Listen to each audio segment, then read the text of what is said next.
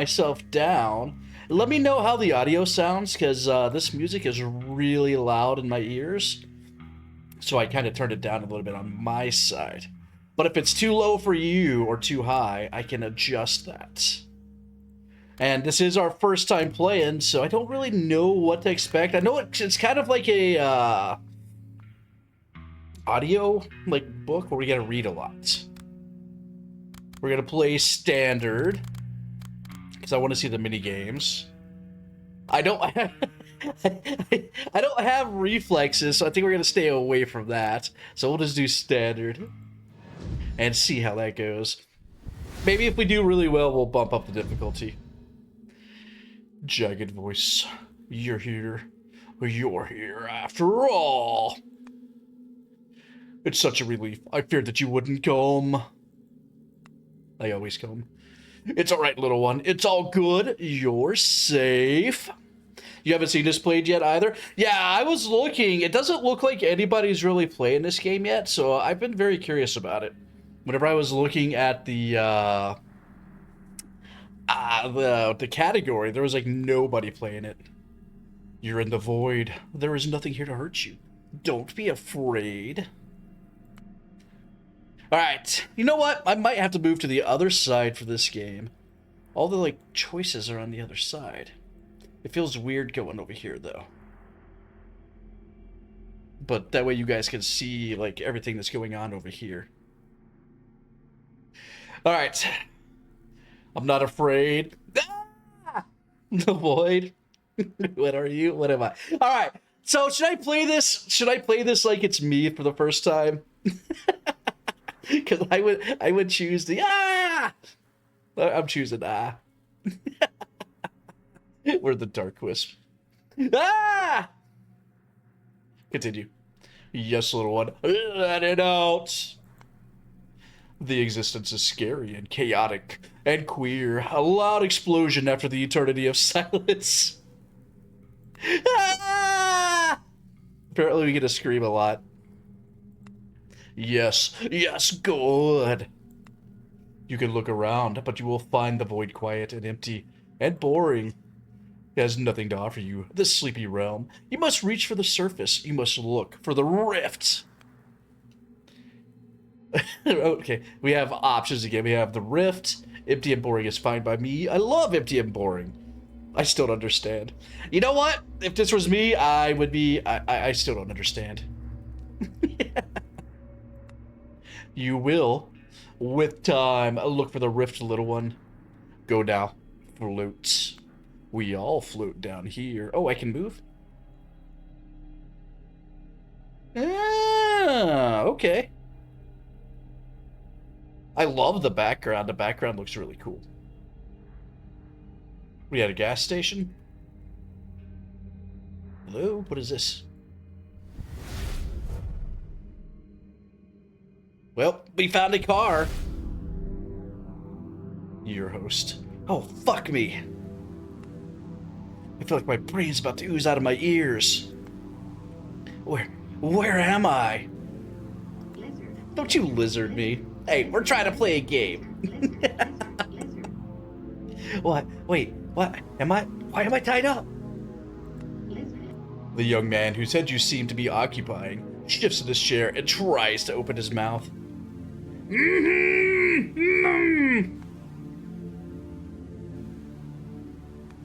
Hello? I can't speak. We get an achievement. Speak to your host for the first time. Let's see. Can you try to loosen your ties? Who are you? Your mouth. You should pitch yourself. Hey, yo, my dude, your mouth is taped up, just so you know. Thanks, I kind of noticed. He doesn't know about you. He thinks you're his own inner voice. You can use this to your advantage. What is this place? Like an old trailer? Wait, this is not my home, is it? Please, don't tell me I actually live like this. Should I try and yell for help? There's a sound of movement at the far end of the room, behind the bathroom door. Uh-oh. Oh, hey, hello there. It's a stranger. Look who's awake. Good fucking morning. I'd offer you a coffee, but the espresso machine smells like a rat shat in it and then died in a process. The woman approaches her host's determined stride, her face radiating exasperation. Vixie, is that you? Don't be afraid of her. She doesn't know about you. She can't see or hear you. Alright, we have demand to be untied. Hiss at her, show her your teeth. Be polite. We don't want to antagonize. I mean, we're pretty freaking tied up. Maybe we don't antagonize the scary lady yet. Be polite. We don't want to antagonize her. Sure. Well done, brain. I will be. Don't just say things to him. You must bend his will. You imagine Vixie's espresso machine would be clean? This is true. She also wouldn't be living in some sort of fucking trailer home. This looks like a Winnebago, or like a really small, like, trailer. The woman narrows her eyes as if trying to read your host's face. She reaches out in one swift motion and rips the tape off his mouth. Ouch! Thanks for that. My nose is kind of stuffy. It was getting really hard to breathe. Was it you who tied me up? Angry woman just stares. Okay. Look. I'm sure you had your reasons, but I assure you, this is completely unnecessary. I mean no harm to you or anyone else. Promise. Oh, really? How nice of you. The woman makes no attempt to untie your host. Instead, she reaches into her jacket and pulls out a sharp metal stake. I'm not a vampire lady! Come on! I'm an elf! Why does everybody think I'm a vampire? I think I'll leave you tied up for now. And here, I want to show you something. See this? Consecrated silver. You try anything funny, the sharp end goes right into your heart. We clear? Wait, what? Focus and try again. Whisper into the man's ear. Make him submit to your will. Alright, so we have... what is this? Special suggestions. The suggestions with this icon commences Battle of Wills. Okay. Suggestion with this icon utilizes a clue you discovered. Okay. The suggestion with this icon utilizes an item in your host inventory. Alright. I don't have the one for the clue. You know what? We're gonna compliment her looks. Battle of Wills? What is this?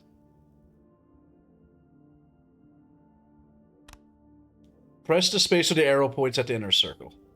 Okay. Okay! I can do this! I messed up.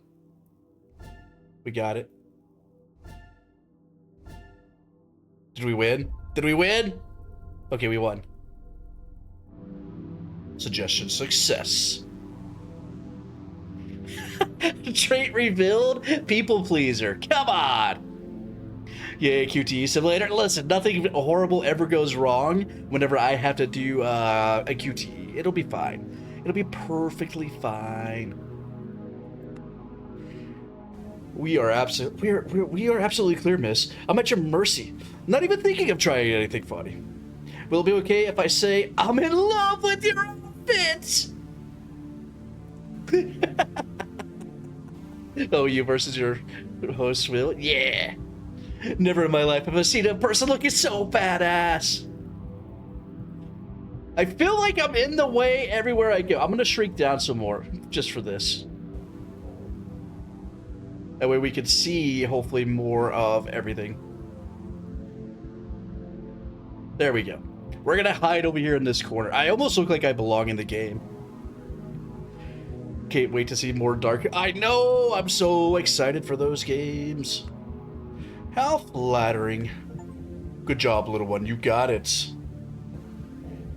We got another achievement called Sycophancy. I'm gonna ask questions, and I'll know if you're lying. What are you?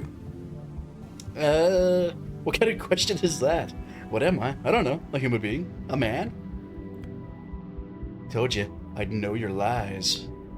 Hey, I'm not lying. Look, I don't get what you want from me. I'm a man, a guy. At least I think I am. What else could I be? She glares at your host, studying the emotions on his face. Look, dude, I watched you levitate across the sky, your eyes glowing red, and your arms spread wide like you're a second fucking messiah.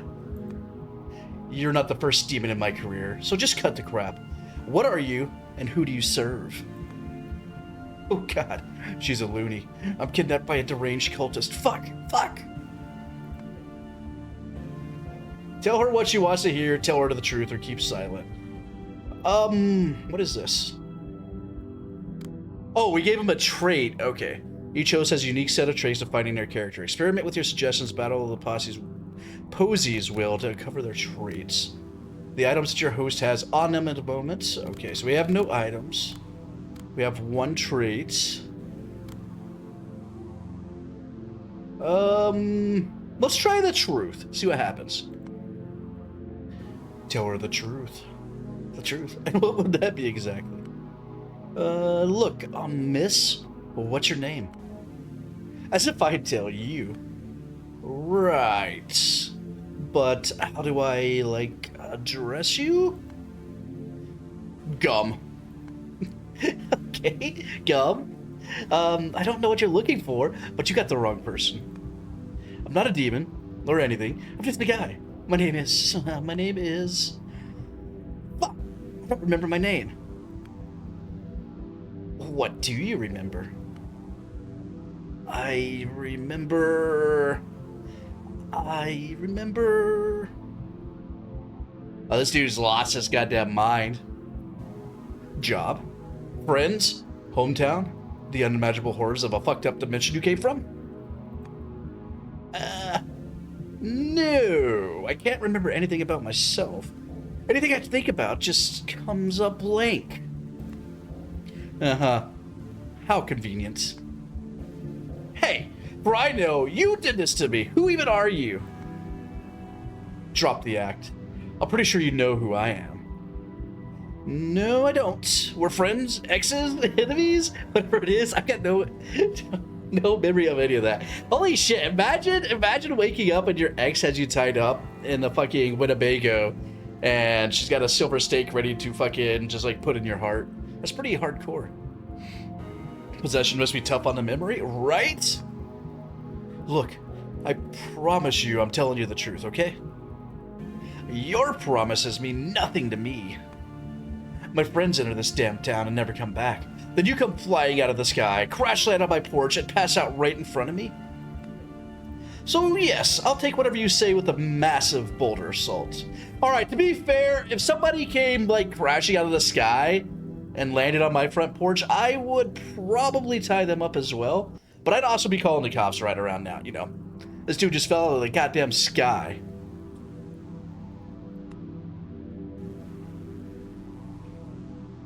What are you laughing at, Bonus? Oh, this is so bad. She's a total psycho. How do I reason with a psycho?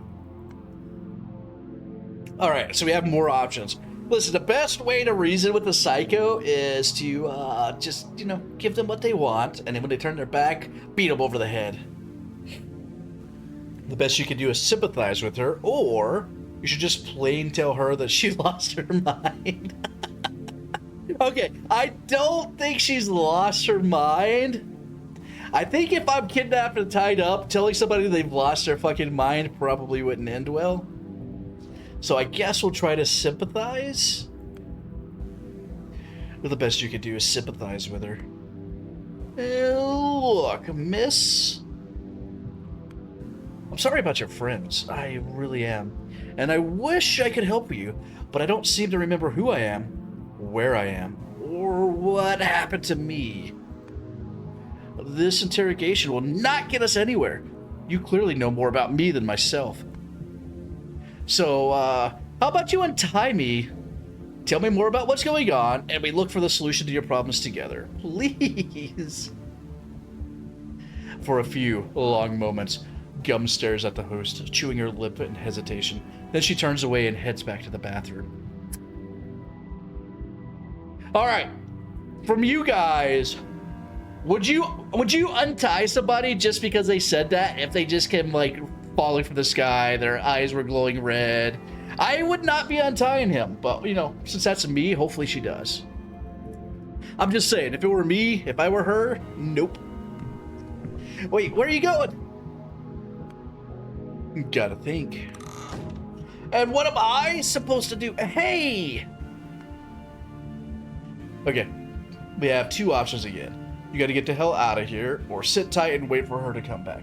All right, so here's the thing. I think you can call 911 and let the ambulance please deal with it. Exactly, I agree. I think our best bet is just to, I would say get out of here, but then we ruin whatever goodwill we've already built up with her.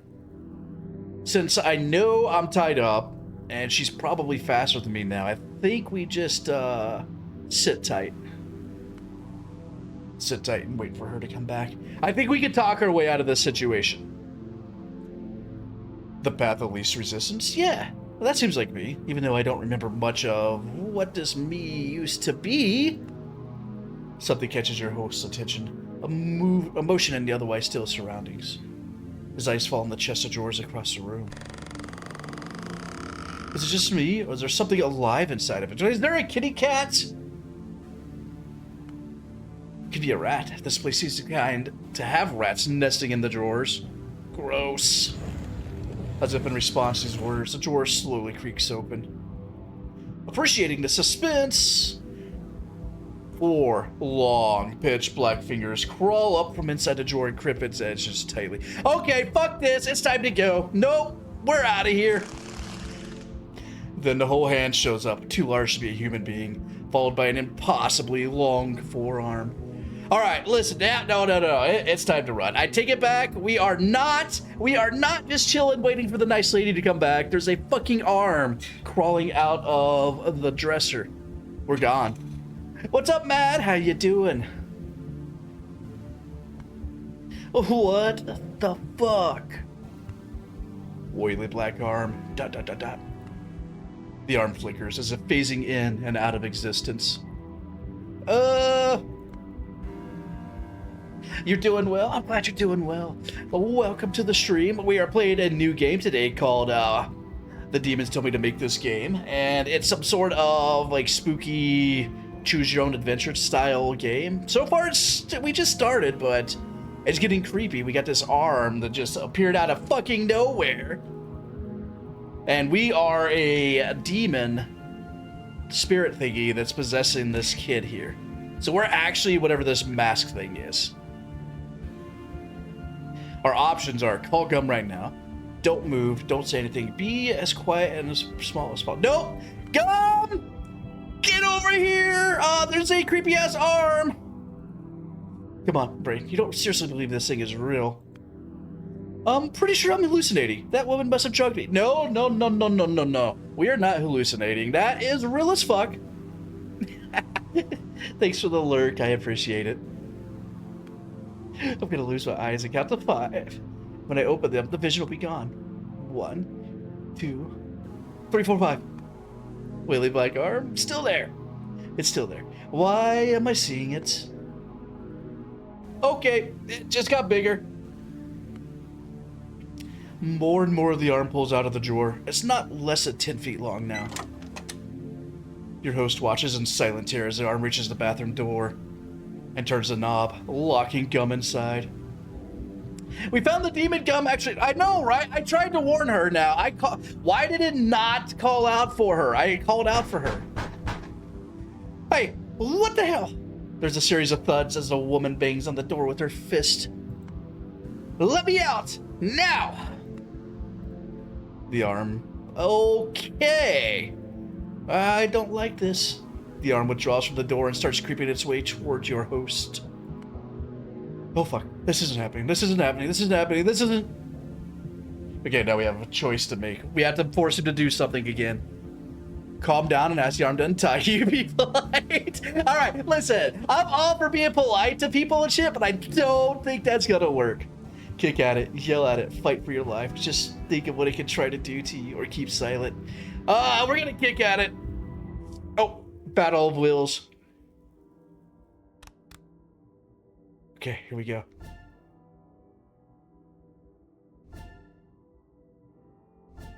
I'm gonna win. Success. We got a, hold on, we got a vibrant imagination trait? What does that do? I have a good memory, especially visual. It's easy for me to picture things I've never seen. Just from a description. I'm not sure if it's useful, but it's there. Okay, so we're a people pleaser with a vibrant imagination. Okay. Oh shit. Help! Somebody! Help! Your host thrashes on his chair frantically, trying to get free or at least get away from that horrible arm. None of it helps.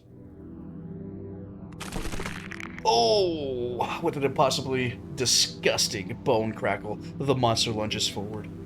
Oily black palm covers the world before your host's eyes for a moment and then goes lower, aiming for the neck. Its grip is ridiculously, inhumanly strong. Oh fuck, you.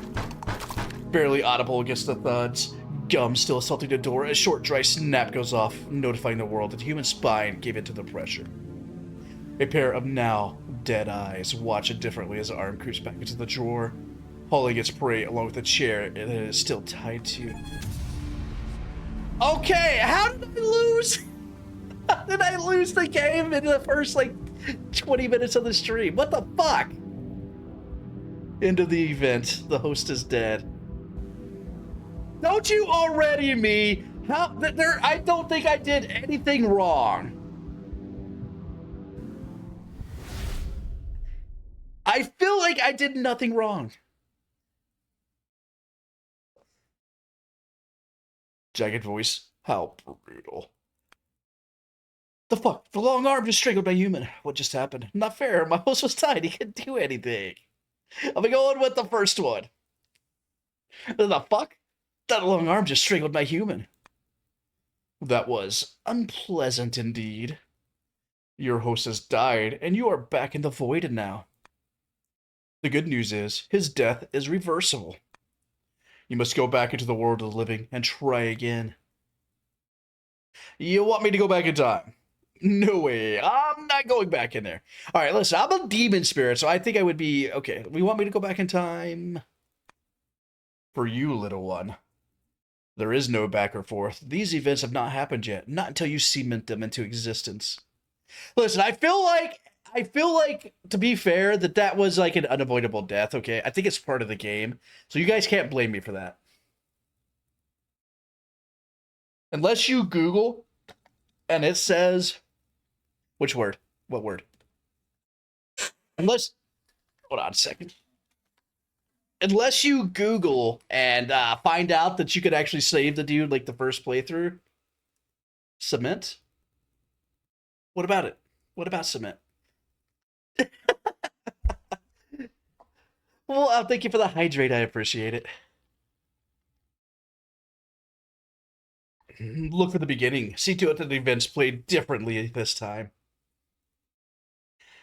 Remind me, who are you? You definitely pronounced it different. I might have said cement. I'm irrelevant. You're the only thing that matters. But you cannot enact your will from the void. In order to manifest your power, you need vessels. Hosts. Go back now, little one. Save your first host. Okay, so select a host to possess. Clues are useful designs to help you complete your current objective. Okay. I don't have any clues.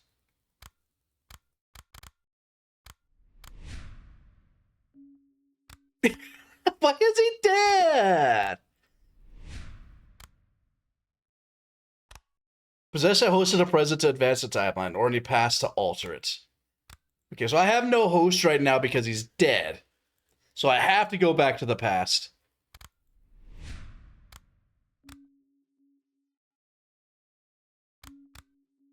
Okay, so what happens now?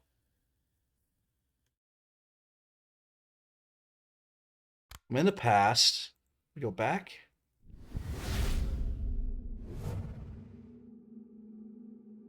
Hold on. Is there anything else here? This says closed. Out of curiosity, I just want to see. Okay, this is like a wall there. So I guess There's really only one place to go, which is this creepy ass fucking thing here. Maybe more will open up if we do well. All right, we're going back in. Round 2. This time he survives.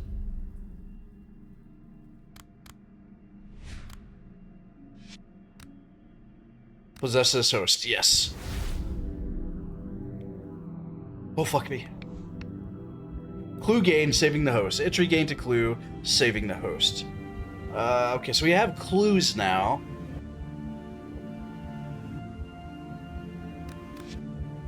There's a long, black, creepy arm hiding in the chest of drawers in the corner of the room. For some reason, it's after your host. The woman goes by Gum. We need to find a way to get her on our side. Okay. All right. Excuse me. Let's see what we can do about this. What's up? Man, I'm losing my voice. What's up, Fox? How you doing? Oh, welcome to the Way House. How's your Monday going? I feel like my brain's about to ooze out through my ears. Where am I? Wait, okay, so this is all the same stuff we had before. Thank you for the hydrate, appreciate it. Losing voice means more drink. You know what? I appreciate it. Thank you for the drink. Just like last time, your host shifts on the chair and tries to say something with the same result. Okay. So we still have calm down, and you gotta piss yourself.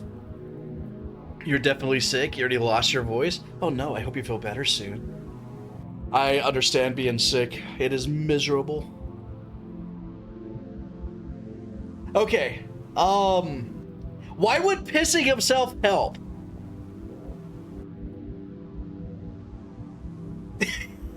I don't understand why pissing himself would help.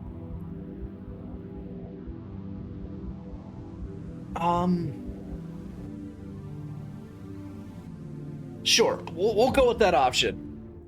We'll see what happens. Okay. Battle of the Wills has commenced.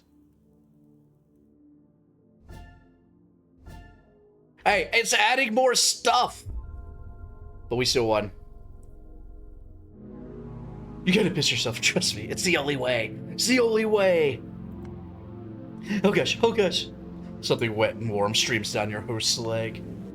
Man, it's like middle school all over again. We got an achievement called Make Your Host Piss Himself. You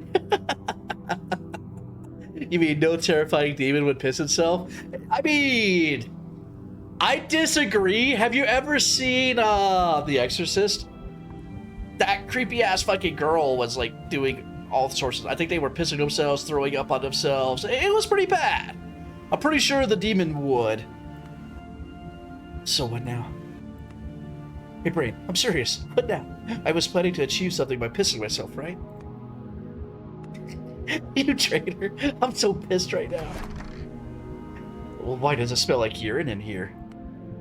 Gum comes out of the bathroom and immediately goes into alert mode as if sensing an ambush. She turns to your host and stares at him intently. Her eyes go wide as she's struck by the realization. Did you just piss yourself?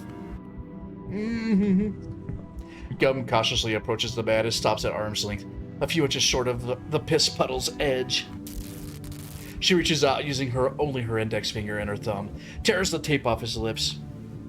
I'm really sorry for that. I cannot explain why, but it seemed like a really good idea at the moment. Everything is up to you now. Make the woman believe your host. Alright, so we have, you know her name, it's Gum, greet her. You have an idea, tell her you're gay and kidnapping you is a hate crime. Be polite and tell her you lost your memory, all of it. Okay, we've already done 3. I don't think 2 would really work out that well for us. But if we tell her our name, I mean, it's using the clue. If we tell her we know her name, she's gonna be like more fucking she's gonna be like more on her toes, right? She's gonna definitely think we know something we don't if we say her name. What's up, Echo? How you doing? Zero trust issues. I don't usually expect people to lie to me. Why would they? And if they ask something, they could just ask. Okay. I think we stick with telling her we lost our memory. Hello, miss. Before you say anything, I would like to point out that I can't seem to recall any events from my life, neither recent nor former. Your posture and face expression tell me that you must have some grudge against me. If I had done something to hurt you, I'm deeply sorry, despite having no memory of that. Gub shakes her head with a mocking smirk. And that's your best attempt at imitating human speech? Come on, a toddler would see through it. But it's just a dude with the demon in his head. He doesn't know that. What the? No. That's me being polite. The concept you're apparently not familiar with. It's the stink of your urine. It must have hazed my mind. Again, I'm deeply sorry about that. Hey, you won! You should bet all your points now. That way you win even more.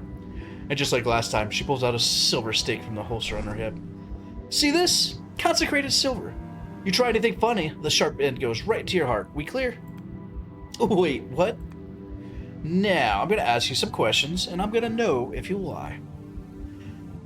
You've been here before. You know where this path leads. You don't want to go there. Take initiative now. Okay. So we have, this place is not safe. You need to get out of here, both of you. There's a weird arm in the chest of drawers. Tell her to check it. Impress her, says you know her first question. She wants to ask what you are and who you are. Okay, I don't think that'll help. Let's tell her about the arm and the drawer. Maybe if only she dies, we could live. There's a weird arm in the chest of drawers. Tell her to check it. Weird arm. What do you mean, weird arm? This sounds like a sequence of words with zero sense behind it. Just look at her. She's already as disgruntled and suspicious as she could be. Okay, whatever. Ask away. I doubt I can provide any answers you find satisfying, but I'll do my best. Marvelous. What are you and who do you serve? You're almost strong enough to wield a dictating word. Give your host a little push now. Make him do something he'd agree to, but wouldn't think to do himself. Bend his will once again. You'll see what happens.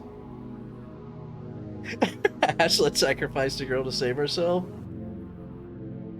Uh-oh. What was that bad? Siribot banned somebody. What happened?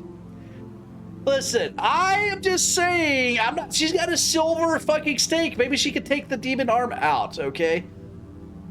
Maybe her being over there is the best option for us all. You don't know that. Bend his will once again. You'll see what happens. Okay, memory is coming back. This is your wife, Mary. You're both into BDSM roleplay. You passed out in the middle of the session. Ignore her. She's not real. Just a hallucination. She can't harm you. Obviously, we have to tell him that he's into BDSM and that's his wife, alright? I feel like that's the only obvious choice we have here. Obviously, she's not. She's actually there, so we can't just ignore her.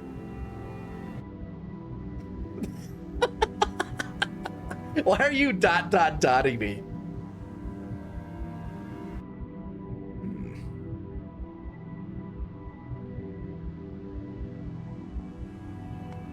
Your memory's coming back. Battle. We should have a battle of the wheels. Let's go. I'm gonna win this battle. Success. My what? Wait, it actually makes perfect sense. Why did I pass out though? Did she strangle me too hard?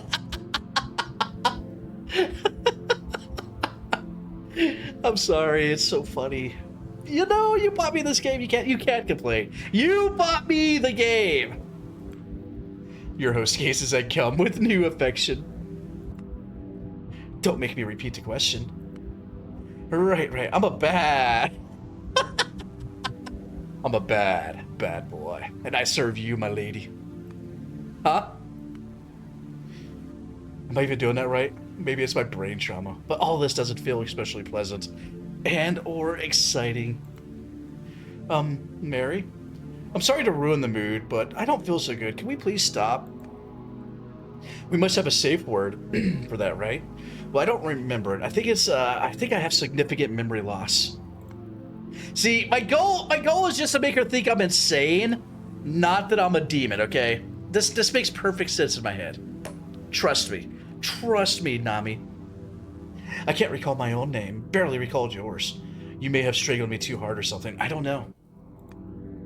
What the hell are you talking about? Mary, please. I'm not kidding. I think I need medical attention. Who's Mary? You are Mary, my wife. I know we're practicing extreme BDSM, but I think we got too far this time. So would you please untie me? The stare.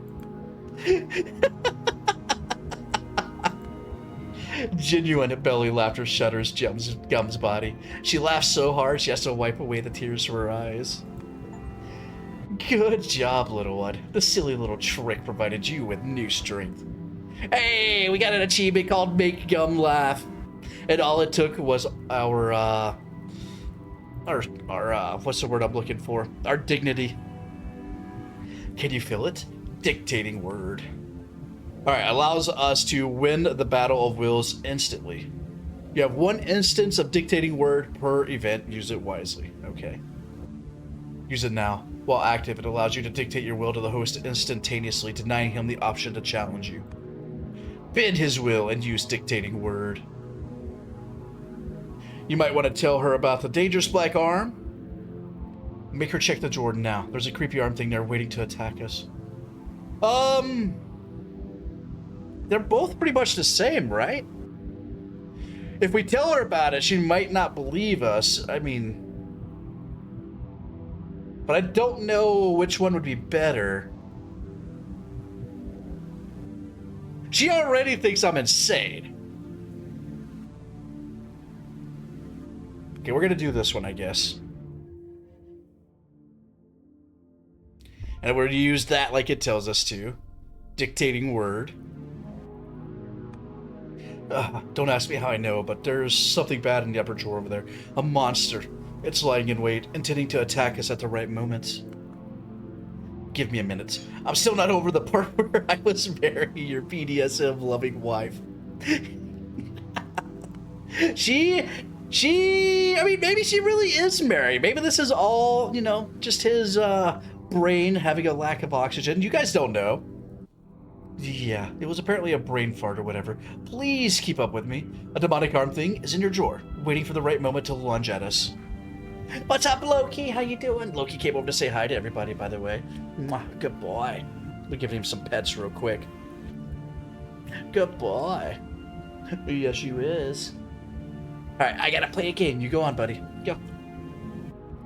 I'll let you out here in a little bit. Uh-huh. You gonna piss on my floor again? If that arm shows up, I'm afraid we'll both be pissing all over the place. Till Loki chat loves him. Loki, come here. Chat says they love you. Good boy. Good boy. Mwah. He's a hyper little boy right now.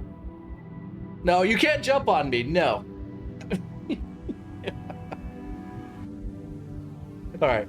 Look, I don't want to be gruesomely murdered, and I'm pretty sure you don't either.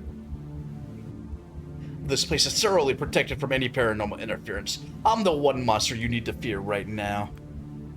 Sorry, can't focus on fearing you. All I can think about is that thing in the drawer! Describe it to me, that scary thing. I don't know exactly what it looks like. I haven't seen it. But it's supposed to be a creepy, long, demonic arm. And how did it get there? No idea. I just suddenly knew it was there. Well, look, I'm tied up and helpless. You don't actually believe I'm capable of harming you, do you? Just grab your stake, take a step back, and check the goddamn drawer. If it's empty, I'll accept the fact that I just have brain damage. For 30 excruciating seconds, Gum stays silent, apparently considering her options. One fucking move and you're dead. She takes a few steps backwards, making sure to not let your host out of her sight. Having tightly gripped her stake, she takes hold of the upper drawer's handle, her body positioned as if ready for a fight. 1, 2, 3! She jerks the drawer wide open and springs aside, ready to either dodge an attack from the alleged monster or to inflict a dozen stab wounds on it. She ends up doing neither. There is nothing here aside from a stack of old magazines. No way. It must be there. Well, it isn't. And your mind games are starting to bore me. Gum shoves the drawer halfway shut and starts making her way back to your host. Completely unaware of the long slit her fingers is starting to creep out of the gap the moment she turned away from it. It's behind you! Hey, look! It's right there! It's coming out! Nah, I'm done with your shit.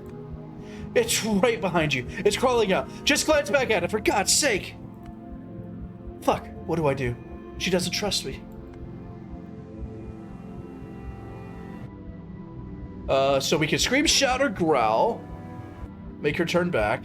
Flip over your chair, make her come closer. Sit back and watch the show. There's nothing you can do. I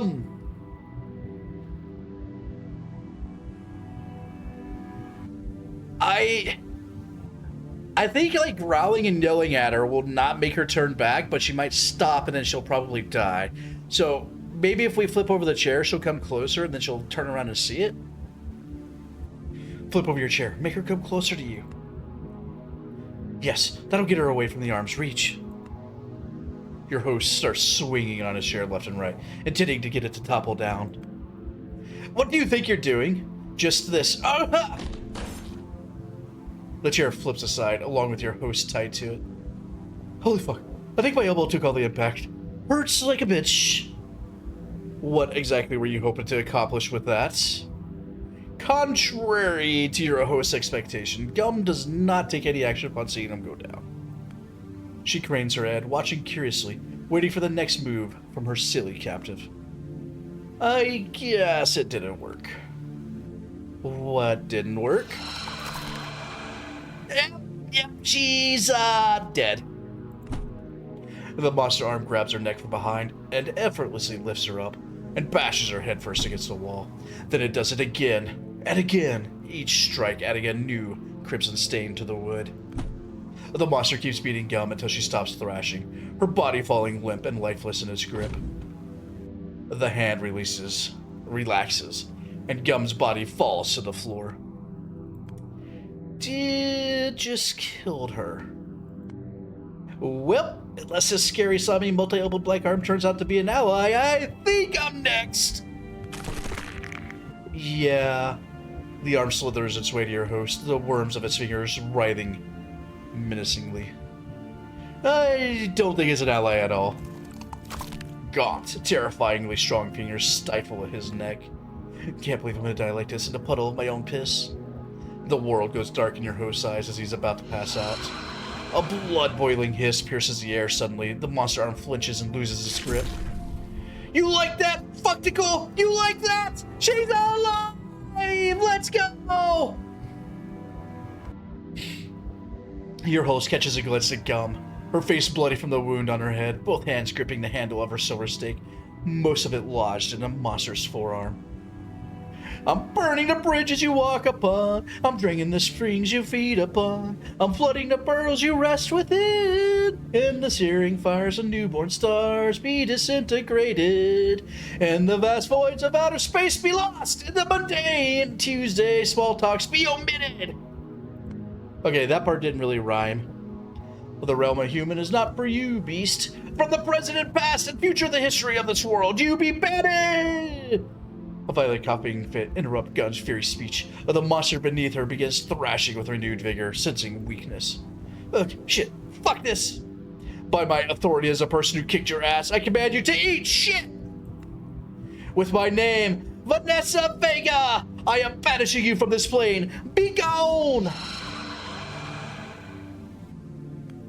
Another hiss of pain cuts through the air, followed by a horrid stink of burnt flesh. Huh. I can't believe she just uttered her true name out loud. Perhaps she thought your host was passed out and couldn't hear her. Irresponsible. So careless. But this is good. This is your chance to prevent this mess. Knowing her true name, you can possess the woman. You must do it now, while she is distracted and weakened. Take her! Okay. Gum is dead, host is dead. End of the event. Wait, what? I thought Gum is alive! How are they dead? Congratulations, you did it. You're not confined to the tied-up man anymore. Use the woman as your host this time. Speak with her freely, just as you did with the original host. She won't discover your existence or suspect your influence over her, no matter what you say. That is by design. Make sure both humans survive. You will need them unharmed to make it out of this town. How did they die? That's bullshit.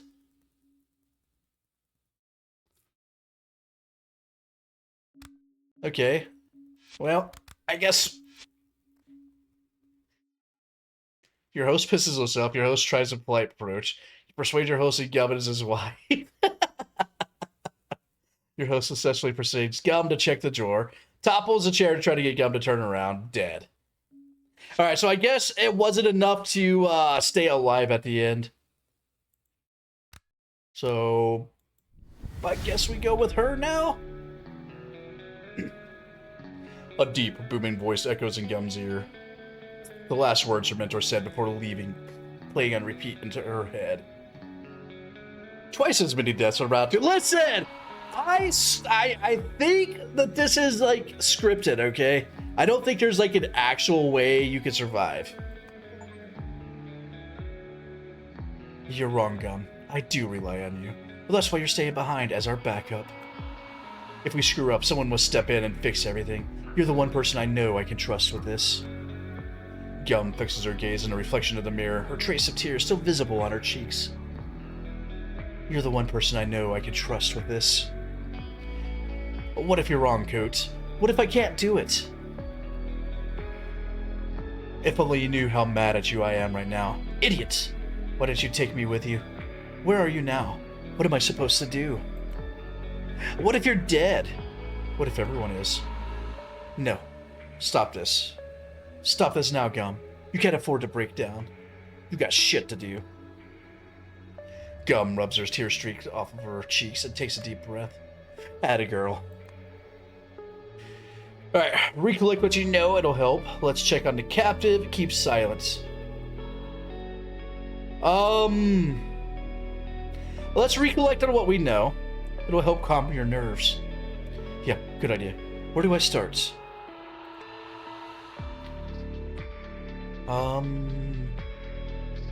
The captive. A white guy appears to be in his 20s and no ID on him, or anything that would give me some clue about his past. About half an hour ago, I spotted him flying? Levitating? About 50 feet above the ground, his arms spread wide, his eyes glowing red. He came from the town direction and he landed right at my porch of my trailer, then he passed out. Might have been my defense perimeter that knocked him out, but I can't say for sure. The guy's obviously possessed. If he's even human, that is. Hopefully he can tell me what's happened to my team. This place. I'm still on the outskirts of Red Hives. Here, we held the last briefing before the crew moved deeper to the town, leaving me behind.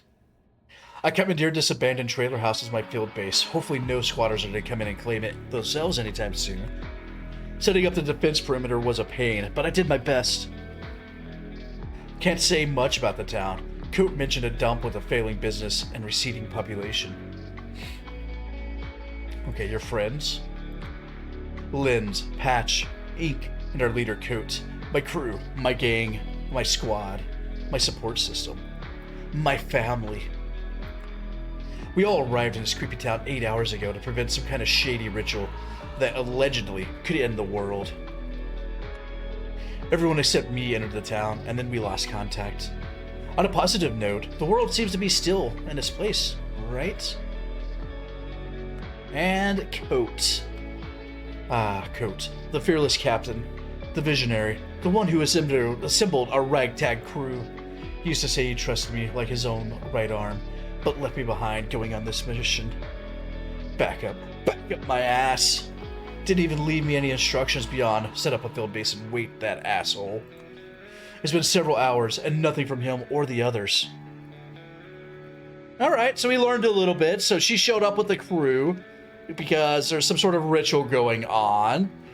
I have a feeling that ritual is probably what summoned me. We apparently possessed that dude who was flying around, crashed into her house, and here we are. Real question is, what is that goddamn demonic arm that keeps killing my host? Actually, we're good to go. Are we, though? I still feel like I'm falling apart. One step at a time. That's how you always did it, girl. One step at a time.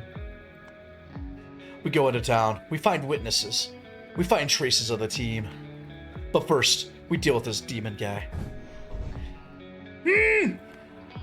Speak of the devil. Tits up, soldier. You have an interrogation to carry.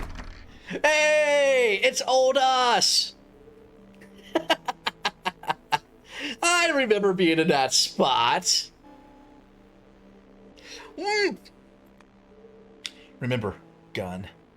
Act strong. Show him who's the boss. Be the badass. Come on, you can do it.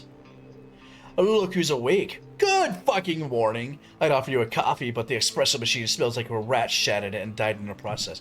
Wait, this is basically... right now, it feels like this is the exact first thing that happened. Gubba pushes a man and jerks the tape off his lips. Okay. We have saving the host.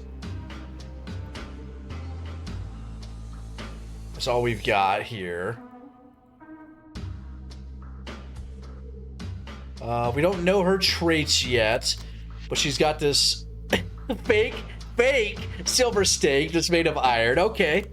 She lied to us. We now know the silver stake is actually iron. It's not silver. Ooh, yeah. Phew. Thanks for that. My nose is kind of stuffy. It was getting really hard to breathe. Was it you who tied me up? Ugh, the talkative type. I hate those. Okay, look. I'm sure you had your reasons, but I assure you, this is completely unnecessary. I mean no harm to you, or anyone else, I promise. Find a way to intimidating girl. Alright, now we have options. This is our first real options we've had since we possessed her. Don't intimidate him, play good cop, act nice and deceive him. Look at him, he's harmless. The thing that possessed him must have left his body. Fuck him up, make him terrified of you. Or keep silent. Oh lord. Okay, so our goal is to keep both of them alive, so we probably don't want to fuck him up.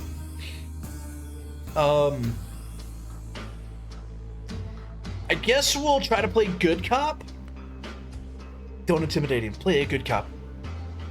Nice and deceiving. You can't be serious. Coat, is that you? You've told me to act nice so many times the words seem to engraved on my gray matter now. This is an interrogation. One of the rare activities when I'm allowed to let my shitty true self run free. No way am I giving that up. You know what? I can play nice sarcastically. Will that do? Hey, that's good, man. I believe you. I mean no harm either. How about we, as two harmless individuals, have a nice conversation? I got a few questions I'd like you to answer. She is very sarcastic. Sounds cool. I'll gladly answer any question you ask. Can you, untie me first? No. First we talk, then we'll see about untying you. So, the questions. And don't you lie to me. I'll know if you do. What are you? The captive is visibly taken aback. What kind of question is that? What am I? I don't know. A human being? A man? Told you, I'd know your lies. Hey, I'm not lying. Look, I don't get what you want from me. I'm a man, a guy. At least I think I am. What else could I be? Ask him his name, ask what he remembers, ask about your group. So we know he doesn't know shit, because we were possessing him already. He doesn't even know his name, so let's see if he knows anything about the group. Apocalyptic rituals, human sacrifices. cruel ancient divine entities. Cruise of exorcists? Any of that ring a bell? No. I don't think so. Well, that's a shame. Alright, what's your name? We already know he doesn't know his name. But what's your name? My name is, I don't remember. I can't remember my own name. He looks sincerely confused. Let's give him a name. Well, I need a way to address you. I'll call you Tape. Tape. Why Tape? Because I'm looking at the red strip of skin around your mouth where I peeled off the tape. That's fucked up, man. I'm not sure I feel like a tape. Can we just change it to something like John or Eric? Nope. Tape. It's too late. It's done. Oh, and you can call me Gum. Nice to meet you, I guess. We got an achievement called Named. Your host is Tape now. Alright, so now we have ask what remembers and go from there, which we know doesn't work. Did you just sense movement behind you from the door? Oh yeah, the arm. Okay, we gotta go with this. Did you just sense movement behind you, the drawer? Something alive is in it. What the fuck? Gum takes a step back, eyeing the chest of drawers suspiciously while also making sure Tape stays in her field of view. What? What's wrong? Shut up! Gum stands still for half a minute, listening for any suspicious noises or movements. Accept the nickname Host 1, maybe won't die. I have a feeling he's gonna die again. Was that one of your tricks? I swear, I have no idea what you're talking about. Keep your weapon ready and check. Get the hell out of here. Untie Tape and make him check the drawer. Keep silent. Alright, listen. Hear me out, okay? I know the main goal is to keep both of us alive, but one host is better than no host, right? So if we untie him and make him check the drawer, we could live that way, right? Or we could just get the hell out of here.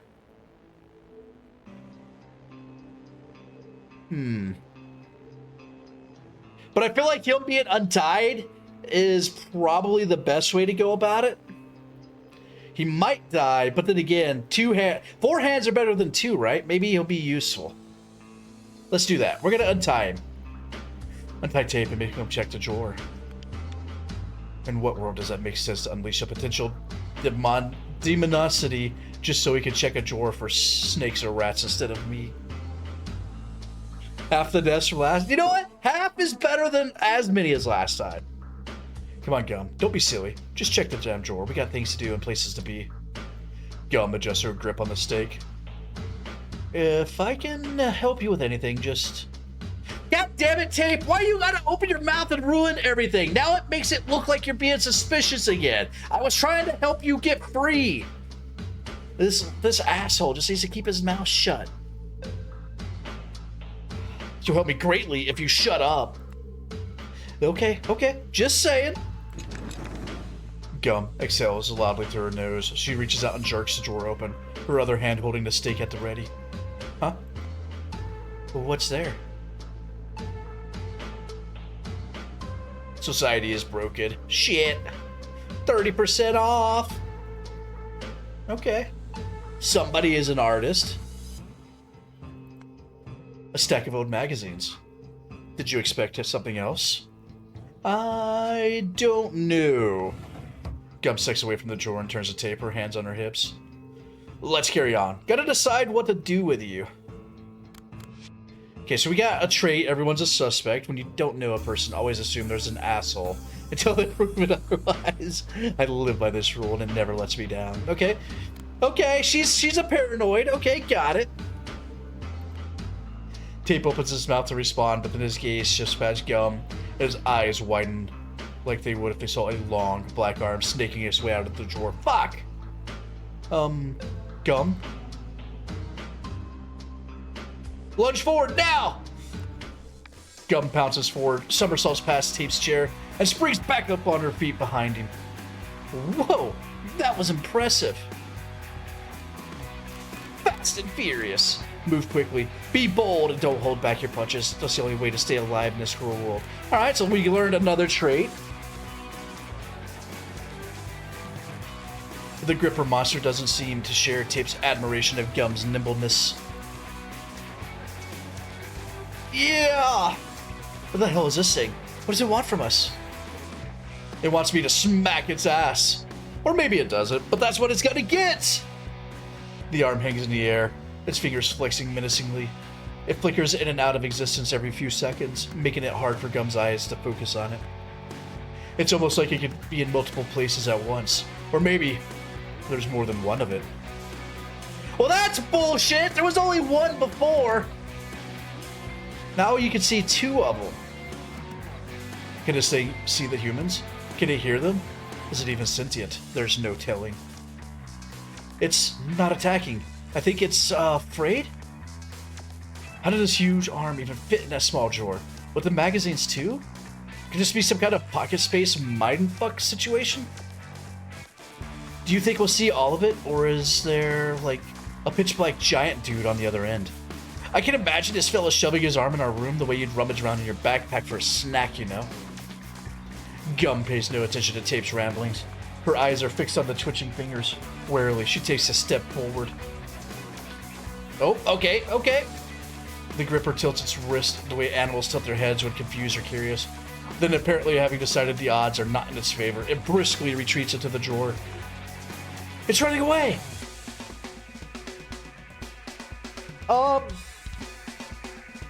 Let it run. Just let it fucking go. Only if with a gift. Gum swings and hurls her iron stick at the creature with all her strength. Really? Why? Trait revealed, a bullseye. The stake pierces right through the center of the Gripper's palm and gets stuck. Excuse me. I don't know where this comes from, but I guess I have a natural talent for shooting. The Gripper shrieks. Oh, we get an achievement. Persuade Gum not to pursue the Gripper. The Gripper shrieks and slithers back into its drawer, disappearing in the gap with a disgusting, bubbling sound. Gum groans. Ugh. There goes my last iron stake. Sorry for your loss? Yeah, whatever. You alright? I think I am. A bit scared out of my sanity, but otherwise unharmed. Good. Gum stumbles her way to the chest of drawers the Gripper disappeared into and pulls all the drawers out of it. Then she kicks the frame repeatedly until it turns into a pile of wooden rubbish. Good call, I approve. I feel better now. So if you don't mind me asking, what was it exactly? I mean, I saw what it was, an unnaturally long arm covered in oil or something. What I want to know is, what in God's name? Instead of responding, Gum comes up to the Tape, squats before him. She looks him in the eye intensely, as if trying to read his soul. What do I do with this guy?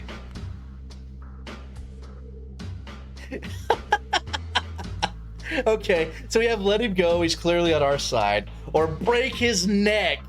We could frame that as a suicide later. Or we could keep silent. Okay, so she obviously doesn't trust people, right? Because we have... everyone's a suspect. Should we just keep silent? I feel like if we break his neck, that's bad, because we were supposed to keep both of them alive. If we keep silent, would that make her want to let him go, or just keep him tied up? I'm afraid if we try to get him to let him go, she's gonna, like, not trust him. Fuck it, we'll try it anyways. Let him go. He's clearly on our side. Okay, she's actually listening. Hope I won't come to regret this.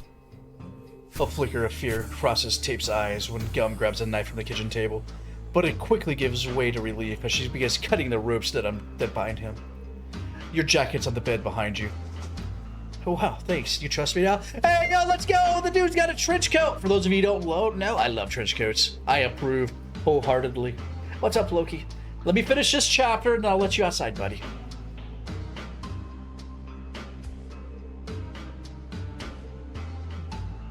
Good boy. Oh, wow, thanks. You trust me now? I trust my gut. That tells me you're not a threat. But I'm gonna watch your every step. Fair enough. I still can't recall shit, so it's nice to know someone will watch out for me. But, can we please circle back to the nature of the satanic arm? Before Gum has time to answer, an old gramophone on the couch, or on the table by the couch, crackles to life. Ash loving trench coats on account of the flasher incident. What flasher incident? No. There is no flasher incident. What are you talking about? I just like jackets. Ink. Team Bog Runners! Team Bog Runners! Can you hear me? This is Blue Toad. Repeating, this is Blue Toad. I need help. Good gracious, Ink? Hey, yo, we did it! The first time nobody died. Jagged voice, don't be afraid. This is normal. This was supposed to happen. You can't stay in one body for too long, not without breaks. Come on, go back now. We wouldn't want to miss anything of importance. Use the man. Your link with him is stronger yet. Okay, so we can bounce back and forth, or we could go back. Is there any reason to go back to the past? I mean, we made it to the present with both of them. I have a feeling we're going to end up going back to the past at some point, though.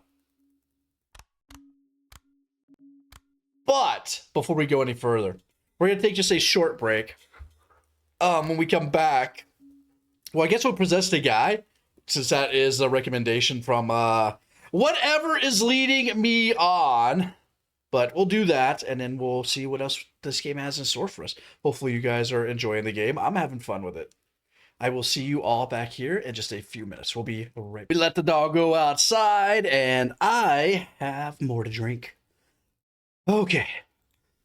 Back to the game. We got to figure out what the hell is going on. Okay. I guess we go back to present with him.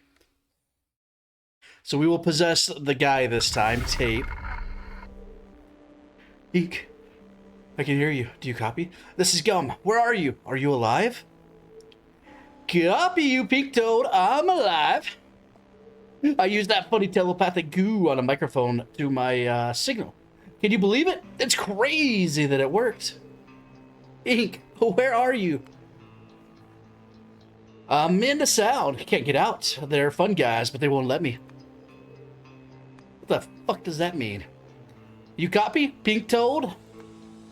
No, Ink, I don't fucking copy. You're breaking up. Do you know where you are? Pink Toad, I am repeating, it's the band. The band is holding me cap. Do you copy, Pink Toad? Stop calling me Pink Toad and tell me where you are. I'll get you out. Sound Studio, Pink Toad. I gotta go. Find me. Blue Toad over. All right. These people are fucking nuts. Ink! Ink! Gum shakes the gramophone violently, but is incredibly dead now. After a solid minute of angry swearing and kicking furniture, Gum settles on striding back and forth around the room. Then she grabs a backpack and starts shoving things inside it. I guess this is not the right time to ask her about the black arm again. Offer your help? I guess them sticking together is probably the best way for it to go. Good thinking. Gum, I want to help you. Tell me what I can do. You can recall what happened to my mates. That would be useful. Sorry, still a blank page. Well, in this case, you're going to help by not creating any more problems for me. Can you at least explain to me what's going on? Not sure I can. There's a lot going on, Tape. A damn lot. Only asking for a quick recap of the situation. Like in 2 sentences, please? All right, lady, you got it. You got to give him some information. All right, he is there trying to help you out. Okay, as you probably figured out by now, demons are real. Demons, as in demons of hell? Does this mean heaven's real too? No.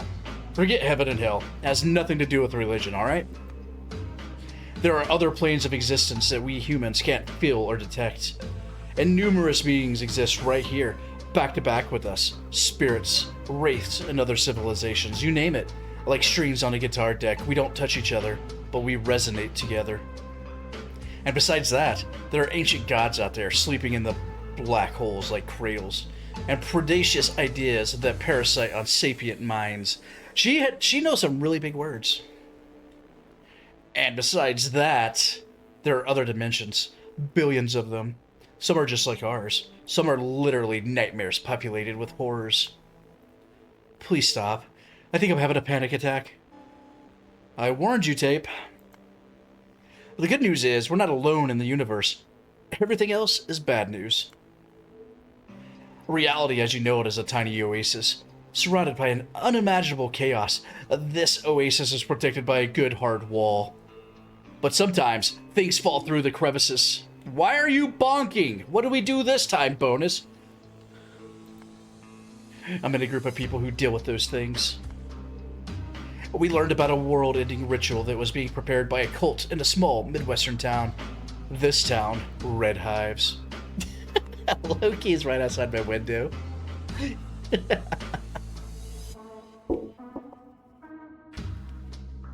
What's up, buddy? Sorry, I had to play it Loki for a second. What's up, buddy?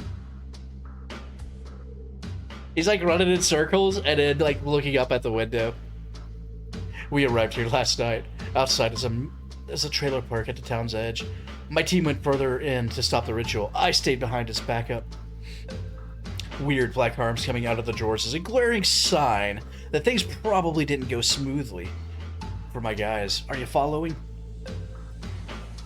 Wait, is on the wrong place now? Wait, what's on the wrong place?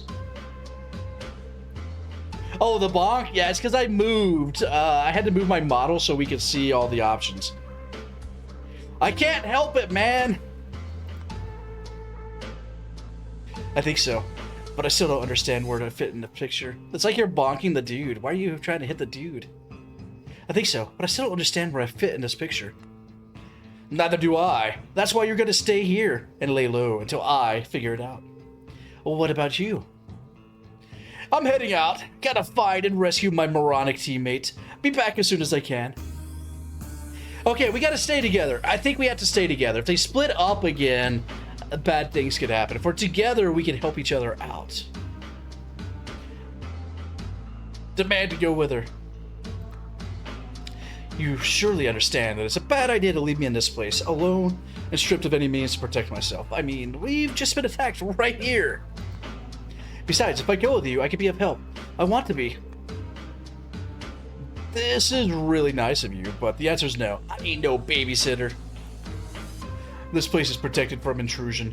Whatever wormhole that arm used to get in, it's closed now. You'll be fine. Come, this is unfair. Life's unfair. Gums zits her backpack, throws it on her shoulder, and springs out of the trailer. The lock clicks shut behind her. Not cool. Not cool. The outcome is finally satisfying enough to move forward. Okay. Now, you need to cement it into reality. Do that, you'll be able to move on to the next step. Warning. Once the door opens, there is no coming back. Okay. So, we have a choice right now. We can go back and try to get a different outcome. Or we could cement it and move forward. I mean, I guess we open the door. I mean, we can always play the game again if something goes bad. We'll go ahead and open the door. Fuck it. Let's see what happens. Okay, so we're back out in this misty world. and this is now available. You didn't do so bad, little one. You now have 2 able hosts, malleable clay for your designs. That man you heard on the radio, Ink, is a fitting candidate for the 3rd. After you go through the door, I may lose contact with you for some time. If you have any questions, better ask them now.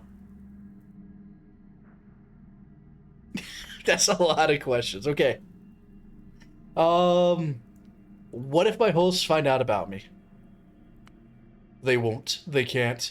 Whatever you tell them, whatever you ask of them, they will assume it comes from their own minds. You are protected by a powerful veil that deters any attempt to detect your presence. Okay, good to know. Do you have the ability to show visions to my hosts, make them see what I've seen? No. You're a whisperer. What you want your host to know, you will have to use words to tell them that. They will believe you. Why is there a diner here?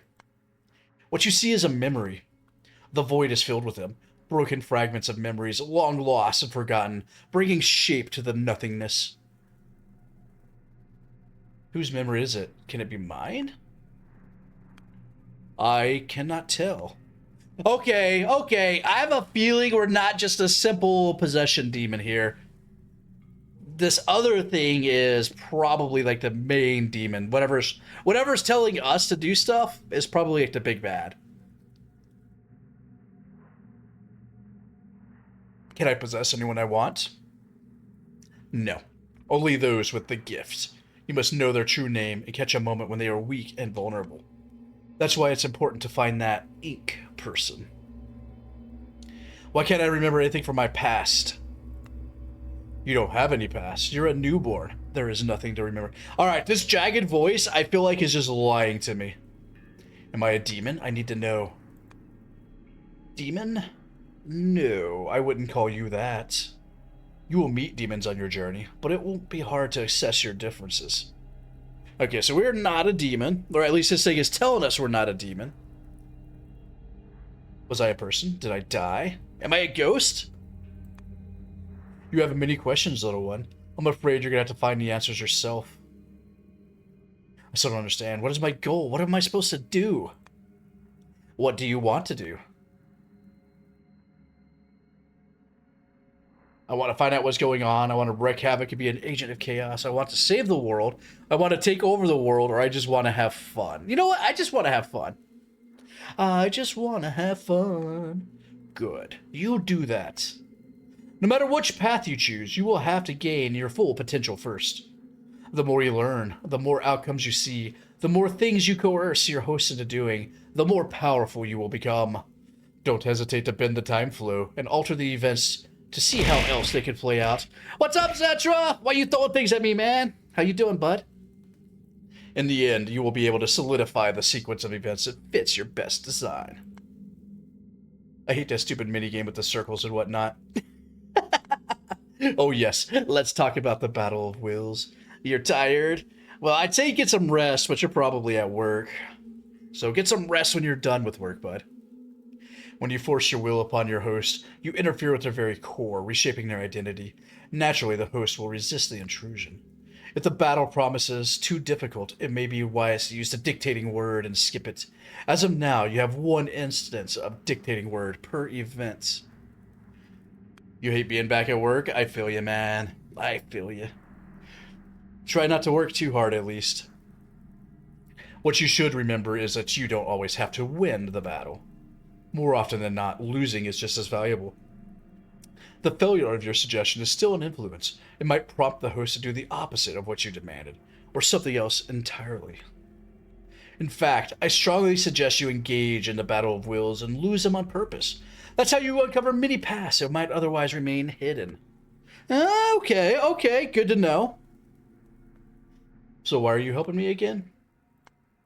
I have found myself in such a circumstance that I have another option but to help you. I am utterly dependent on you and have no agency otherwise. Not an enviable position, is it? Alright, I'm ready. Let's do it! Remember, you can only be with one host at a time, while you're with Tape, Gum is on her own, and vice versa.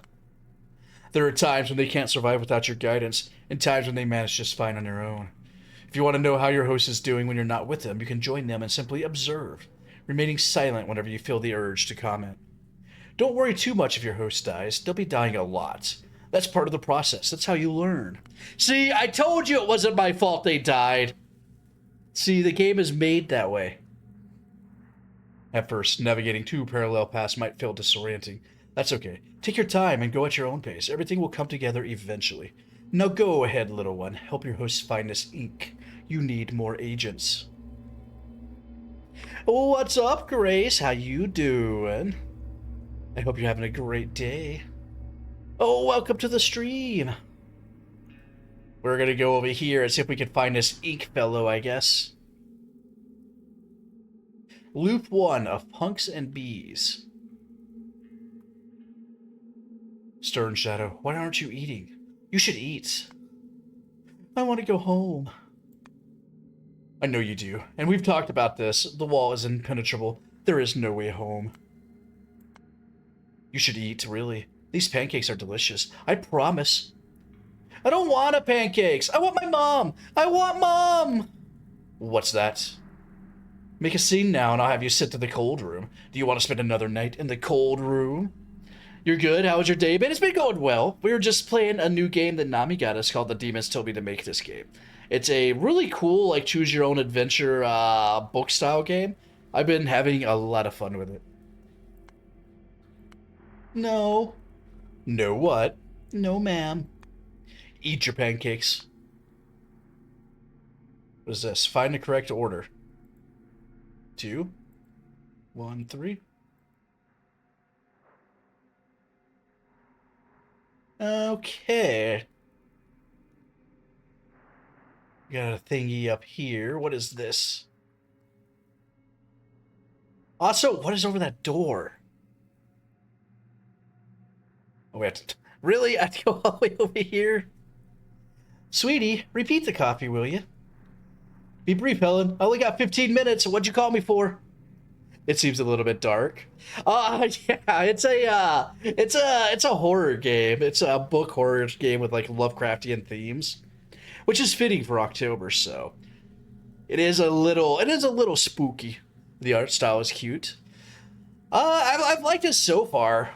I think the art they did is really well done. To ask for more time. The kid's not ready yet, Sam. The initiation must be postponed. For your own sake, this better be a joke. It's not. There's something wrong about the kid. I haven't figured it out yet, but I will if given more time. I need you to talk to the uppers. You've had this kid in your custody for how long? 30 days? 34.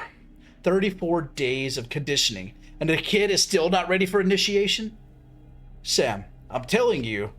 Shut up, will ya? Your lousy job's not my mess to clean.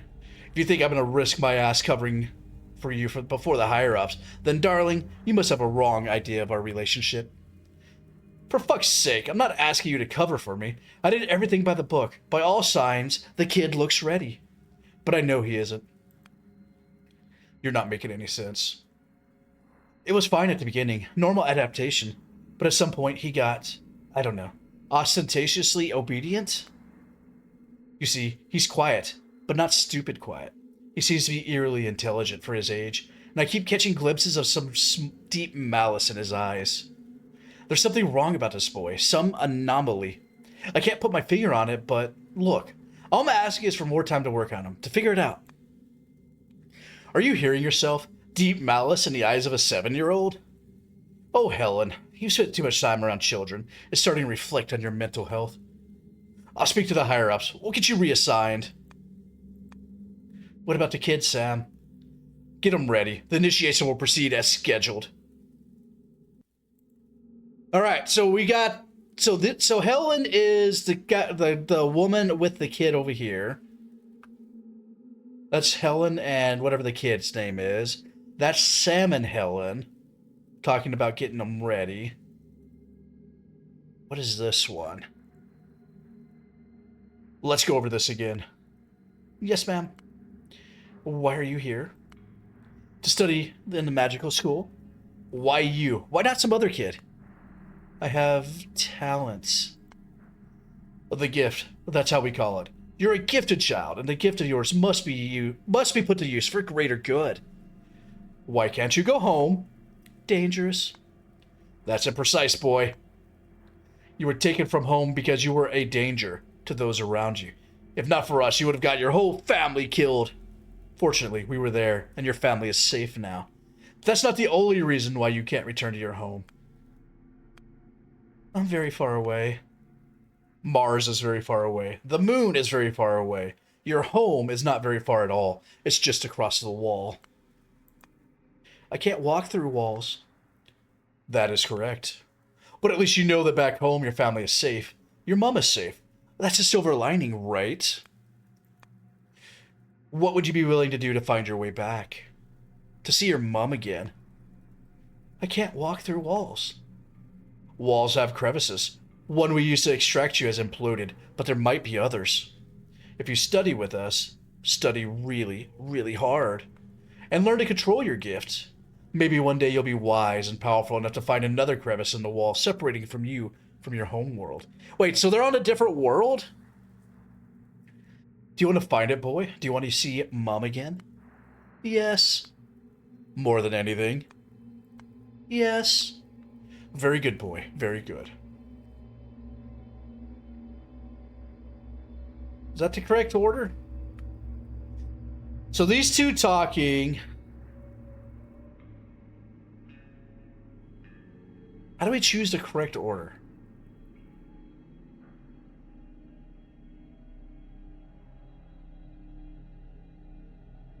Okay, I think... This is going to be 2.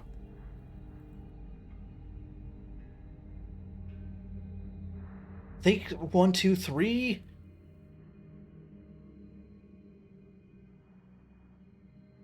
No, I just want to do that. So, them talking, and then them saying, hey, shit doesn't seem right.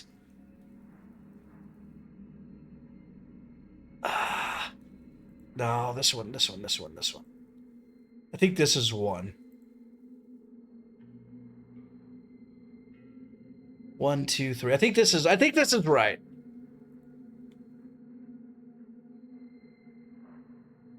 Okay, what do we do now? I don't have any other options for anything. Can I just leave?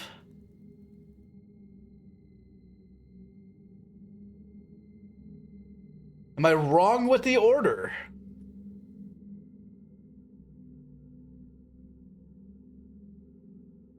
Does getting this order right matter? 1, 2, 3. Okay. Well, apparently I don't know what I'm doing. We're just gonna do this.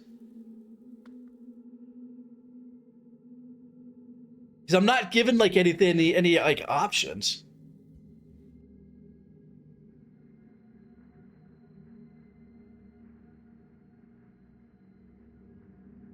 One, 2, 3 didn't work.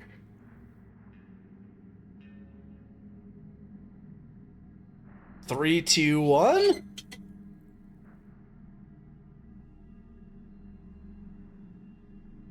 Doesn't do anything.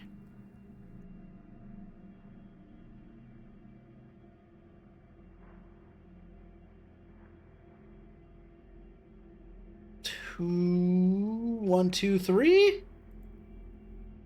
Okay, so they were eating first, and then they talked again, and then she tells Sam that stuff doesn't seem right with the kid. Okay, that is the order. Got it. Which lets me go out here. Dude, this is creepy. What is this? What kind of schoolhouse is this, man? We got another locked door. All right, let's see what's in here.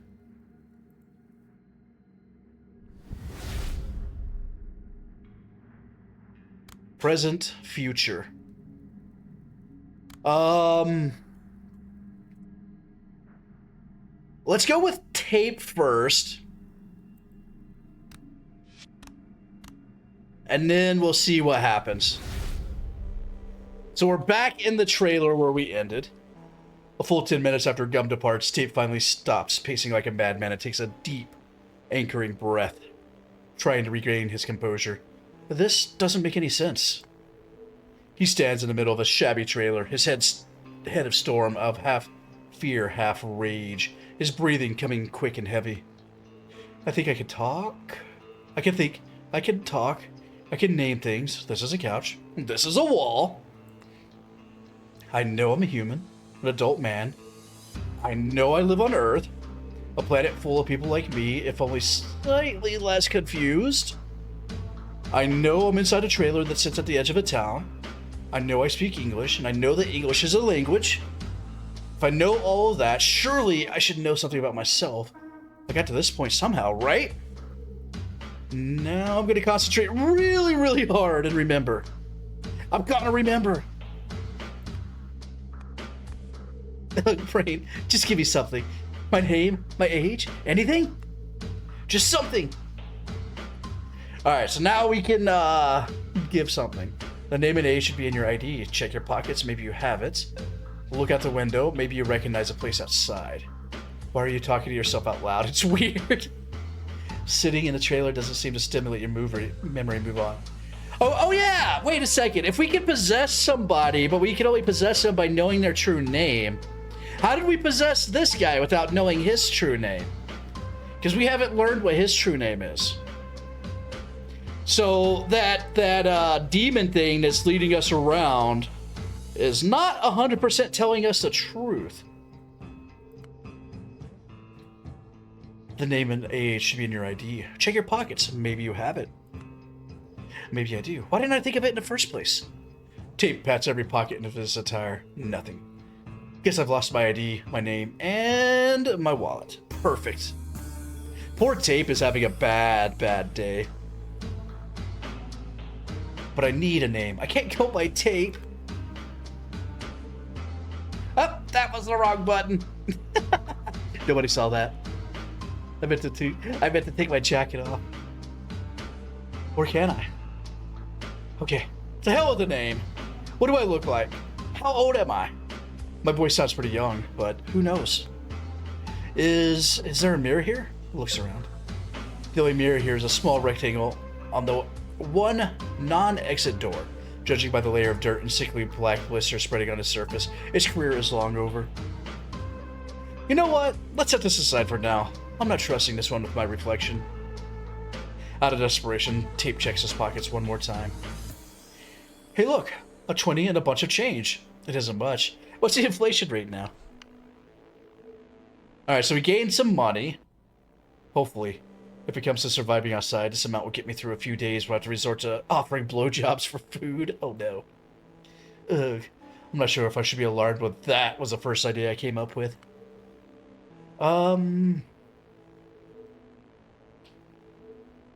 Sitting in this trailer doesn't seem to stimulate your memory. Seen a UT vid of someone who took scenes from the animated Mario movie and made it in the art style of Don Bluth. You'd pay to see that version of the Mario movie. I have no idea what you're talking about. I have no idea what Don Bluth is. But Gum specifically told me not to leave. No, I'll be a good boy and stay put. Oh, and you know what? If I'm gonna stay here, I might as well make this place a bit more presentable. Stupid people pleaser! Right, this is it. This is what I'm gonna do. I just need to keep my hands busy. A thick layer of dust beneath Tape's feet is scattered with occasional cigarette butts, crumpled napkins, and newspapers from years past. Let's find me a broom. The broom rests in a thin, dusty box beneath the bed. Tape pulls it out and sets to work, channeling his focus into the task of stave off the thoughts of his uncertain and potentially fleeting future. There, that's better. It still needs some cleaning, but, well, it's not like I'm getting paid for this. Well, maybe I should take one last shot at this mirror. He walks up to the door. It's attached to scraping at the dirt with his fingernail.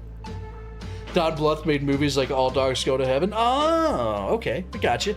I know that movie. Nope, still need a rag for this. Amid the overlapping layers of grime, he catches a glimpse of something. Just a fragment of a chin, vaguely recognizable as his. Oh no. Seriously, oh no, that's their first reaction to my own damn face? Yeah, nope, not doing this. I don't have time for this existential crisis. I have more pressing matters, right. Okay, so he's got an insecure trait. Let's not get into it. This topic makes me uncomfortable.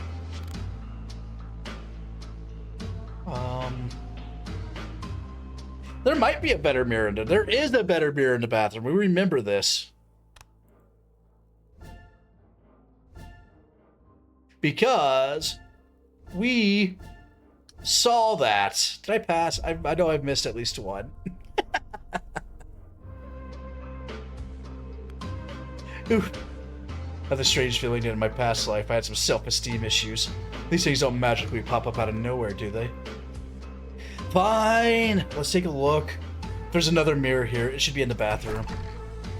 Tape steps into the cramped bathroom and immediately comes face to face with a large, spotless mirror. Ironically, the only clean surface in the room. I like his art style. They did really good with his outfit. In the mirror, he sees a young man staring at Tape with confused brown eyes. Tape meets the man's stare. He doesn't necessarily remember this face from the mirror, but it doesn't feel alien either. This face could belong to anyone, as it can as well belong to him. Okay, this is me. We got an achievement called "Is This Me?" Tape sees his face. I look kinda, how can I put it, basic. But it's not the worst impression to make, right? Excuse me. So we have choices. Just look at yourself. Broad nose, perfect profile. Soft lips, and a determined gaze. You're the prettiest person you know. You're nothing special, and that's fine. Being too handsome is a burden. You already have a lot on your mind. Or, at least you have a decent personality and you're kind to other people. It's a big plus. I wouldn't say he's ugly. Yeah, look at yourself. You're the prettiest person you know, man. Just look at yourself. Proud nose. Perfect profile. Soft lips. That determined gaze. You're the prettiest person you know. Am I? Tape turns his head, trying to catch a flattering angle in the mirror. Suddenly, every angle becomes flattering, and any type of lighting feels perfect. I hope the demons and monsters will take my pretty privilege into account when they try to devour me. Oh no. We just made our guy vain. Oh no. Now, what else do I do? Rummage your gum's belongings. Maybe you need a weapon to be able to defend yourself. Let's address the elephant in the room, the chest, or keep silent. I want to know what's in the chest!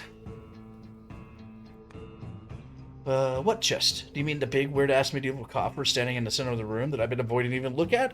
That chest? Tape sighs and forces himself to sit beside the chest and examine it. Everything about this thing screams arcana. It's visibly old, covered in scratches and notches, with a heavy, respectable lock hanging off its lid. The guard of its secrets. Clearly, there must be something valuable inside. Money stash? Tape checks a padlock. It appears to be a mechanical, boasting 4-digit combination mechanism. 4 digits, huh? Meaning it's about 10,000 possible combinations. Oof. Unless they have the combination inscribed on a sticker in the fridge. I'm afraid I'm not opening this thing. Okay, so that option's locked, so we can't do that. You can force it open. You're a mighty man! Am I? Tape mutters, wincing as he straightens his back. My back's been killing me all after sitting tied up for what, an hour? If we're actually fit, this wouldn't be such a struggle. Okay, focus. I just need something to heavy to bust that lock. Something like this. His eyes light up as he grabs what looks like the leg of a cheap outdoor iron table. It feels sturdy enough in his hands, or at least sturdy enough to give him hope.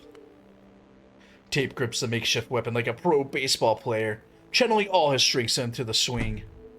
The strike is perfect, landing squarely on the lock with a satisfying clang.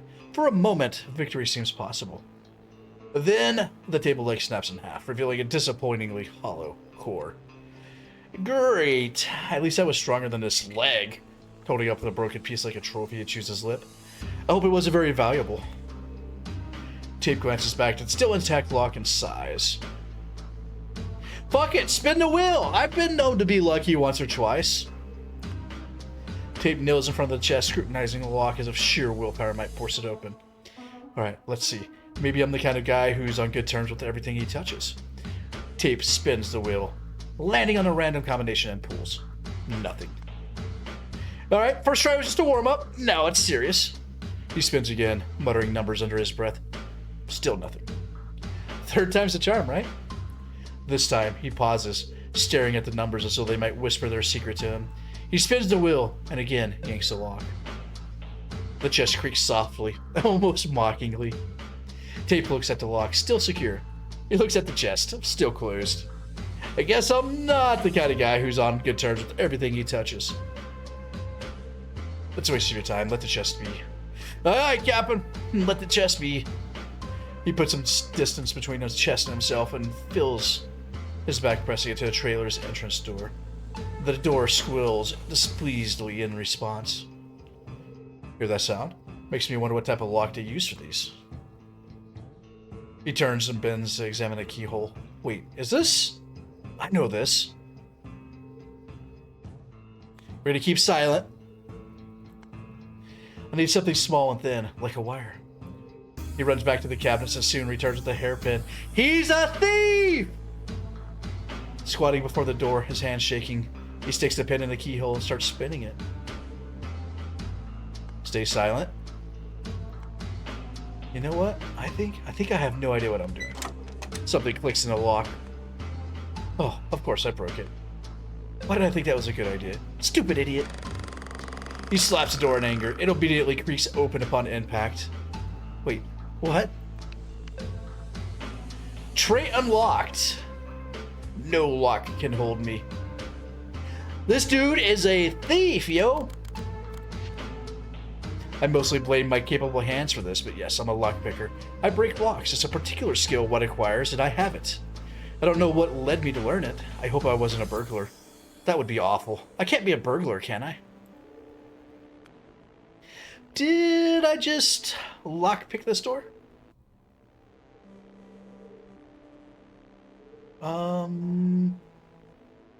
Picking locks is a great skill to have. Want to practice it more? You can go rob some trailers. I have a feeling he wouldn't do that if I suggested it, though. What is this again? Oh yeah, we need to find a 4-digit combination.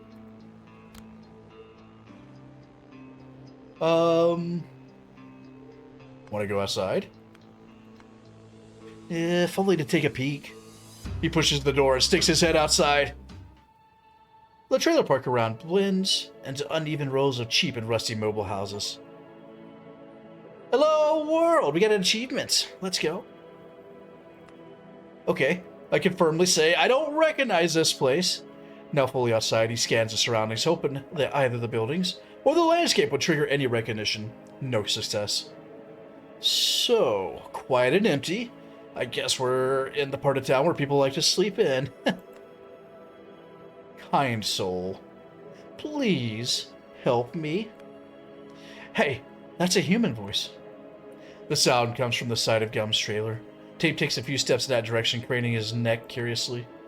Yeah, no! No. That's gonna be some creepy fucking witch or something. Shrouded in tattered cloth, spine curled forward, his face hidden beneath a stained hood. It's a beggar.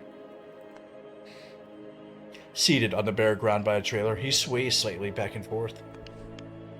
Oh, thank God. It's a person. We got a clue called the beggar. There's a beggar in a trailer park. Maybe he can answer some of the many questions Tape has about his ordeal. Kind soul, do you have some money for an old man in need? Oh, why sure, I have some change. Tape makes an approach to the beggar.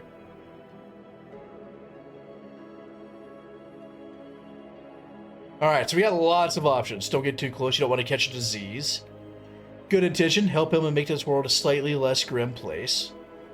Let him answer your questions, then reward him with money. Give him all your money, let's get on his good side. Don't give him anything. Why is he entitled to your money? Or keep silent? I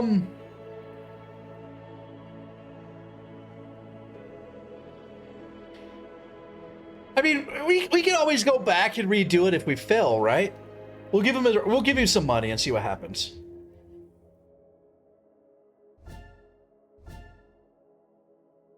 Do. I think we did good. Success. Hey, that's a great idea. Can you imagine the look on his face when he sees what I gave him?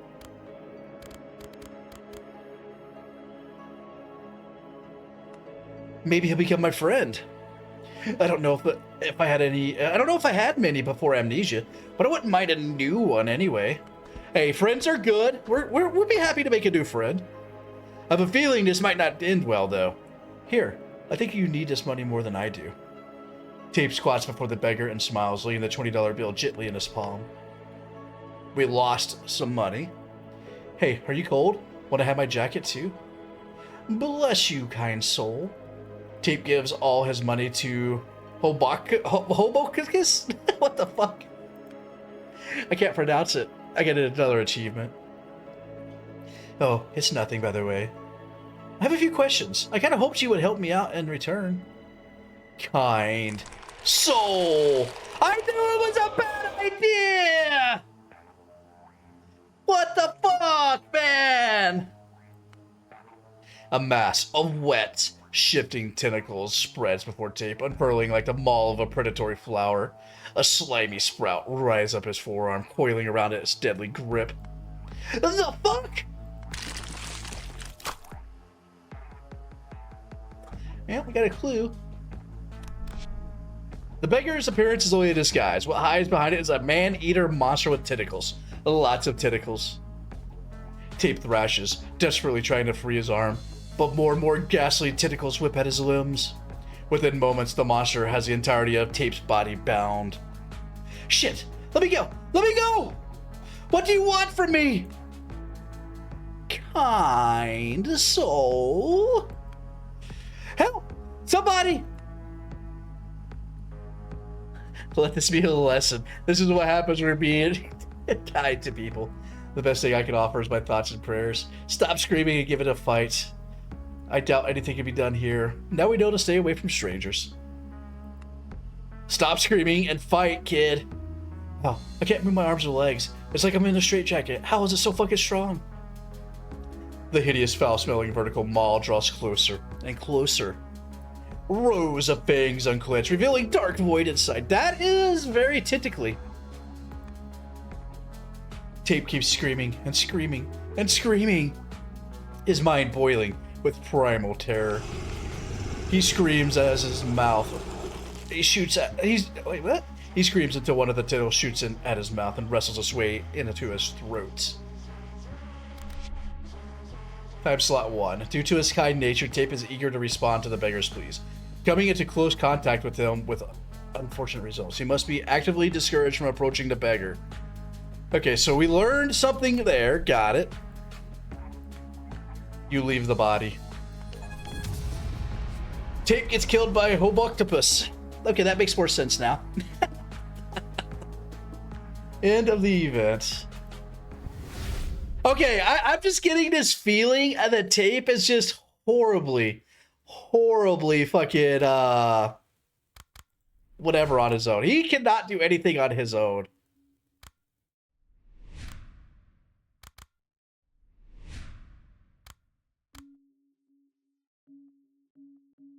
Okay. Let's see what's going on with her. Okay. Item gain. Unpowered Holy Lantern. Item gave Love Wand. Item gave some money. The town square at this early hour is almost empty, save for a teenage boy rolling around on his scruffy skateboard. Well, hello, Red Hives. Learning curve. Possess both. And the first time slot. Okay. I see the guys are not kidding when they call... Hold on, before we read that, what is this? Gum survives this one without me. Okay.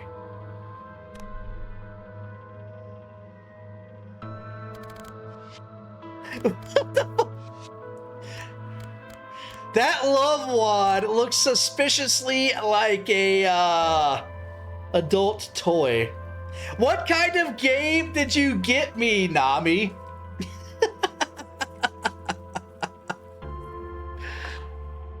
Dear Lord.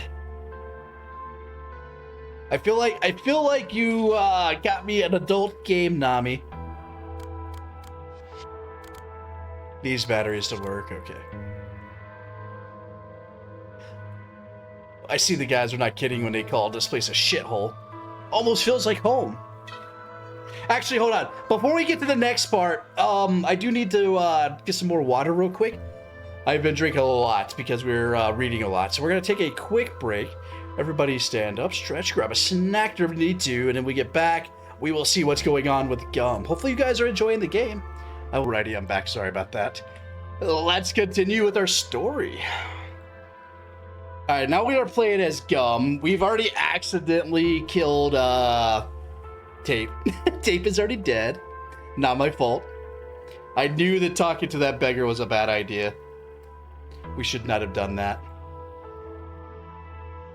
Alright, let's see.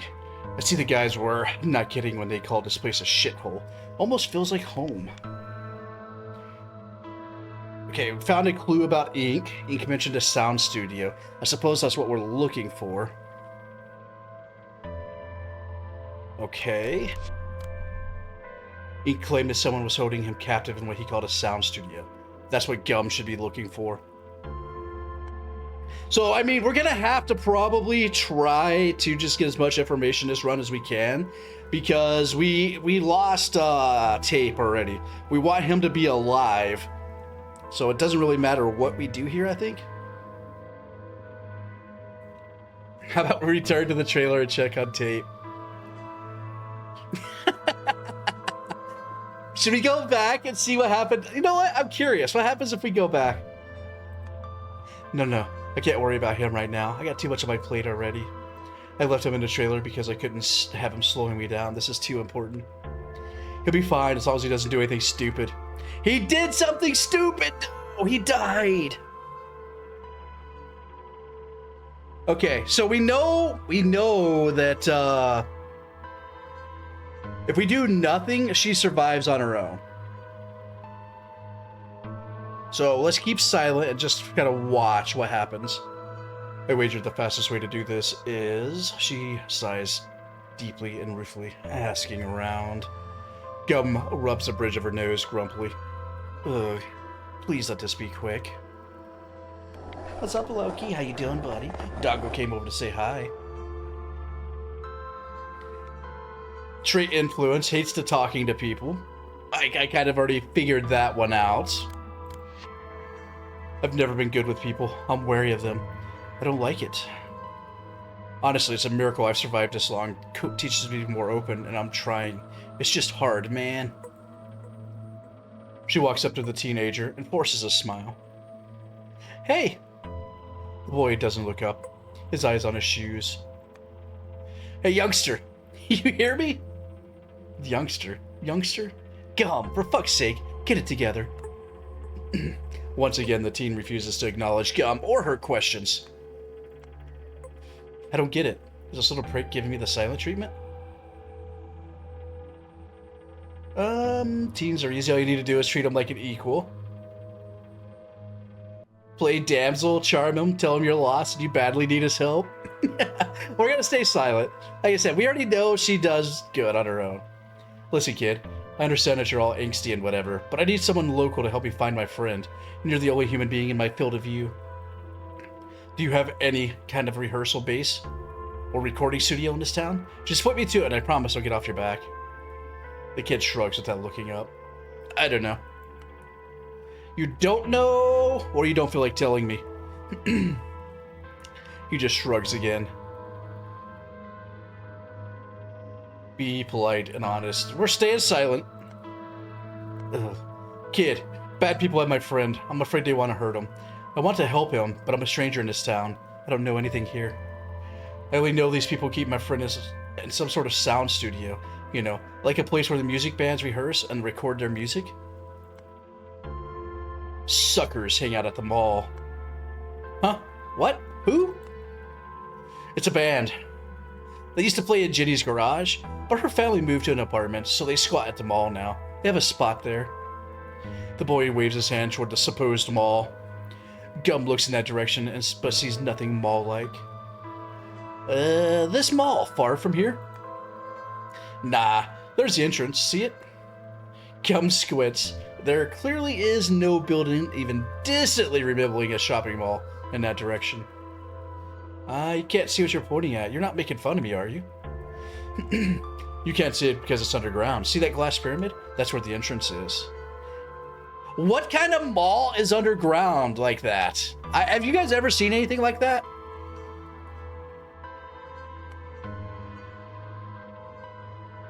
An underground mall, really? Huh.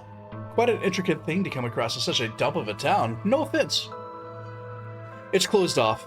Abandoned. Suckers squat there. What's sucker? Who are these suckers? Jenny, Scene, and Damien. They have a band.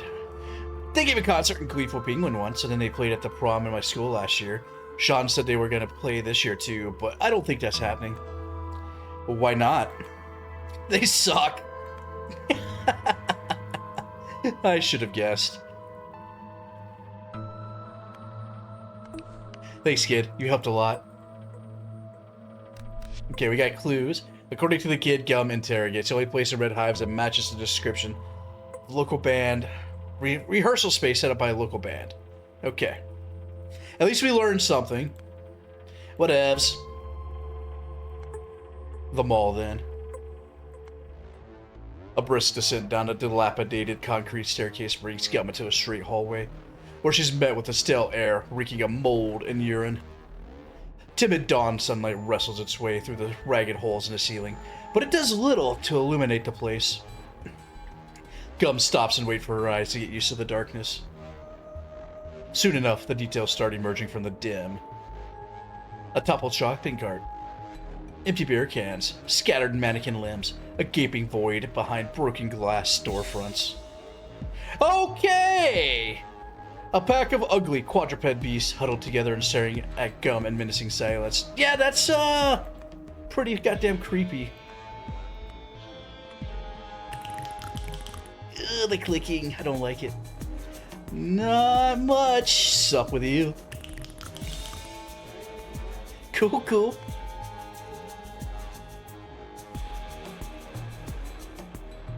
We're gonna stay silent. She somehow survives on her own? I'll let her do her thing. Well, I don't have all day. Let's try the basics. Gum steps forward and flails her arms at the monsters. Shoo!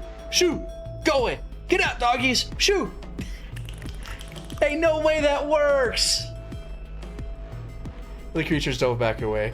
They click at Gum angrily and huddle even closer together. The ones at the front squat, ready to pounce, and start drumming at the floor with their sharp talons. Eventually, Gum takes a reluctant step back. Ugh, you don't want to make this easy for me, do you, little mongrels? Clue game, Demon Grells. A pack of hideous creatures have taken shelter in the underground mall. They will attack anyone who tries to pass.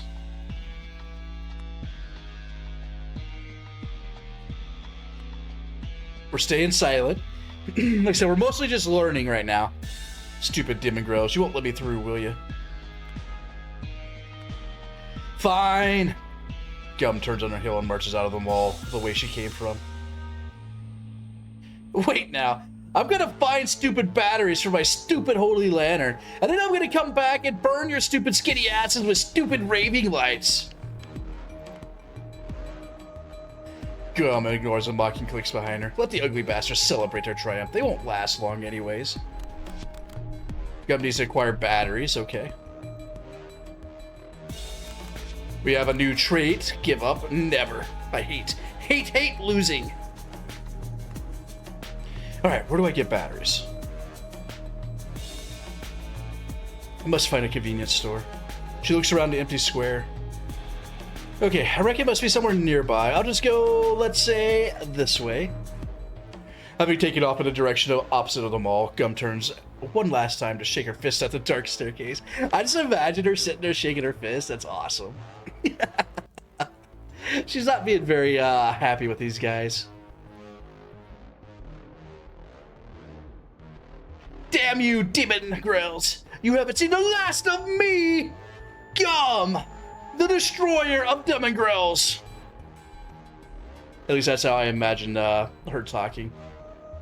I don't know how well it'll work, but I imagine that. Hold on 1 second here. I just need to do something real quick. Ba-dum-bum-bum-bum.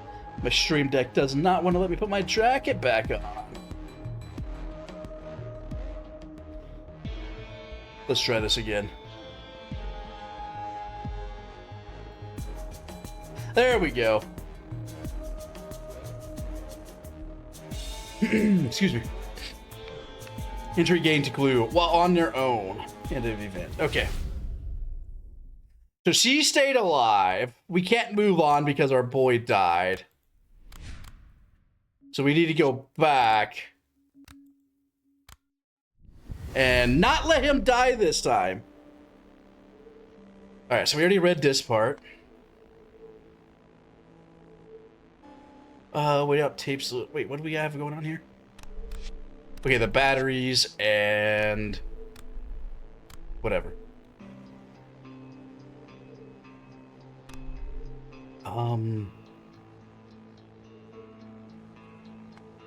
Wait until his little amnesia rant.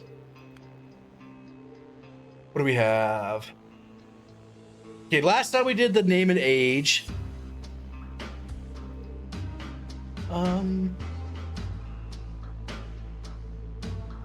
You want to see a trick? You got money in your pockets.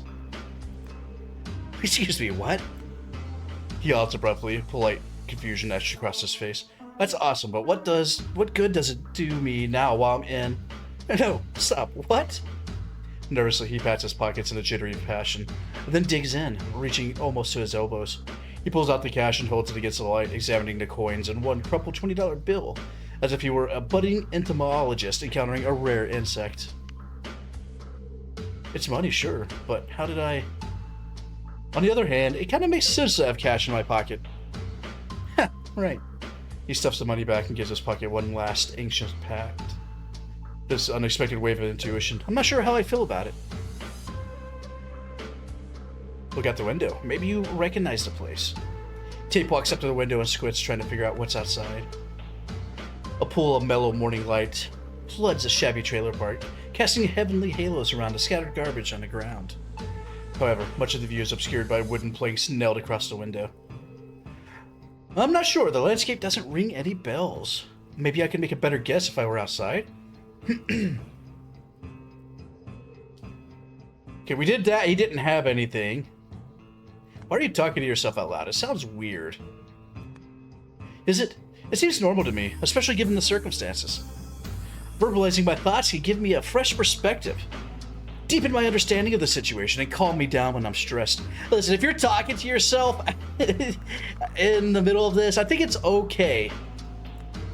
And I am stressed. He is in a very, very difficult situation. But it's okay to be stressed in such circumstances, right? It doesn't mean I'm weak. And even if it does, there's nothing wrong with being weak. Except there's a lot wrong with being weak. I have a phantom feeling that I was bullied for it before. I mean, we already know that he pretty much is a introverted loner who doesn't really talk to anybody. So hopefully we can learn more about him. Bad case of overthinking. Okay, so we got a new trait for him. Should I, or rather, I don't know, man. I just don't know. He's got a lot of fucking traits. The name and age should be in your ID. We already did that. Let's stay silent and see what happens. What does he choose? Nothing. Nothing at all. My head's so empty. I hear the wind howling between my ears. Why is he so much like me? Maybe I just need to relax and divert my attention to something else, like tidying up. Yeah, this place is a mess. Okay, we already did this part. Okay, we'll just skip through this. Okay, now he's looking at the mirror again. We already did that. Just stay silent. Let's see what he does. What else to do? Rummage through Gum's belongings. We didn't do that last time. Why would I do that? No. It's definitely impolite. At this moment, Tape's stomach makes a sound. A sound that might have been awkward in company, but in the monotonous stillness of his terrifying loneliness, there's no one around to feel embarrassed before. On the other hand, what if it takes her forever to come back?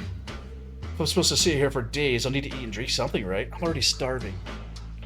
And let's not forget, she chose to do this to me. She knew that decision would have consequences. So if I eat one of her protein bars, the world isn't going to fall apart. Tape identifies the denim bag as Gum's and carefully unzips it. Well. What do we have here? The inside of the bag is tightly packed with various garments and trinkets. It looks more like personal belongings, and definitely not like supplies. Looks like supplies, check it. Tape moves aside the top packet of clothes. Under it, he finds an assortment of various items, none of which turns out to be edible. A small velvet pouch, looking luxurious. A thick black notebook frayed around the edges. An elongated case adorned with pins.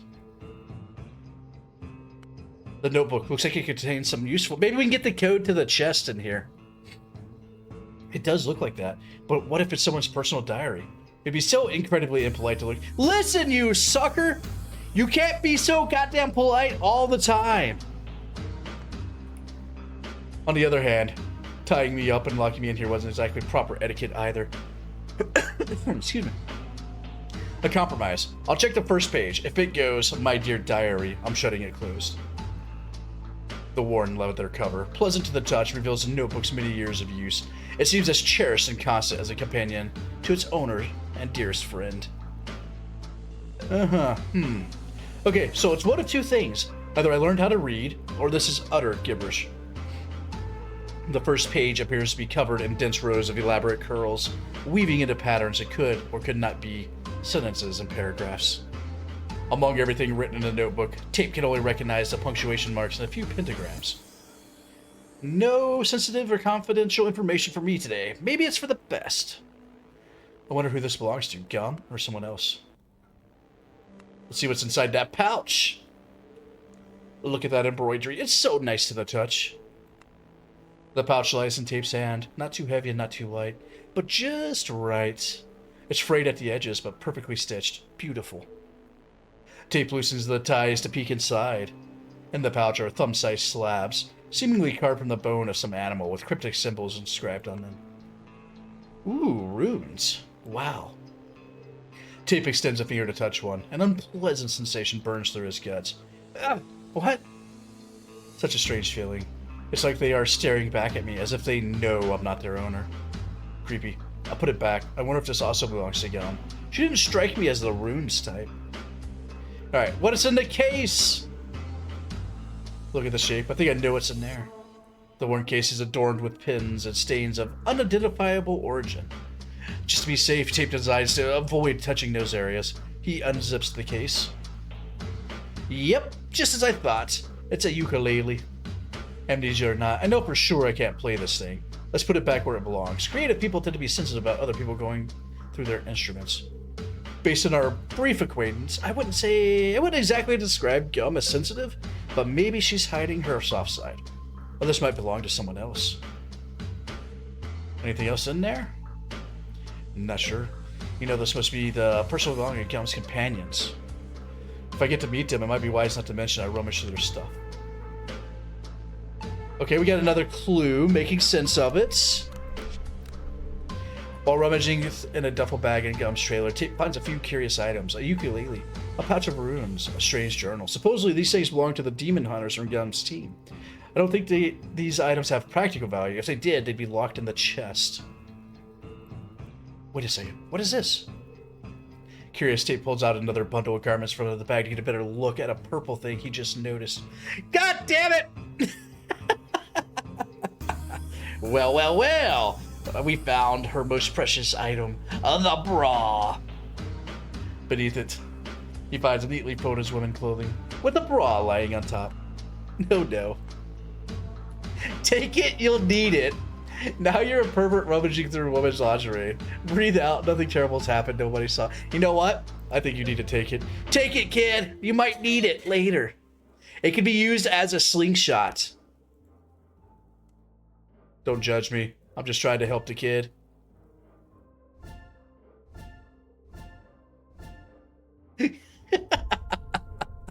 He's still in her bra. Tape rubs his chest. I got an achievement called, wait, what?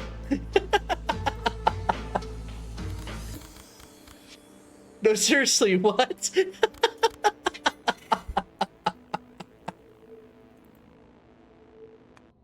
I could use it to, like, rope, for example, or I don't know. Would that make me look like a pervert or an outside observer? No doubt. But here's the real question. Could it also save my life? Tape nods to himself. I doubt that too, but let's take it just in case. We got an achievement for persuading Tape to take the bra. Let's just zip this up and pretend it never happened. If anyone asks, I'll deny everything. You guys saw nothing. An elegant piece of lingerie allegedly belongs to Gum. Tape zips the backpack shut, then spends an extra minute positioning the zipper. Pull exactly as it was, ensuring it looks completely unsuspicious. Okay, I think we need a weapon. A weapon? What, like a gun? Do I even know how to shoot? Maybe a kitchen knife would be more appropriate. To be honest, I don't think I'm a weapons guy at all. I feel more like a let's talk it out guy.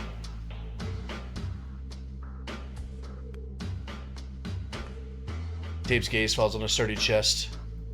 Okay, so we already did this. We couldn't figure out that. And we know we could pick lock this.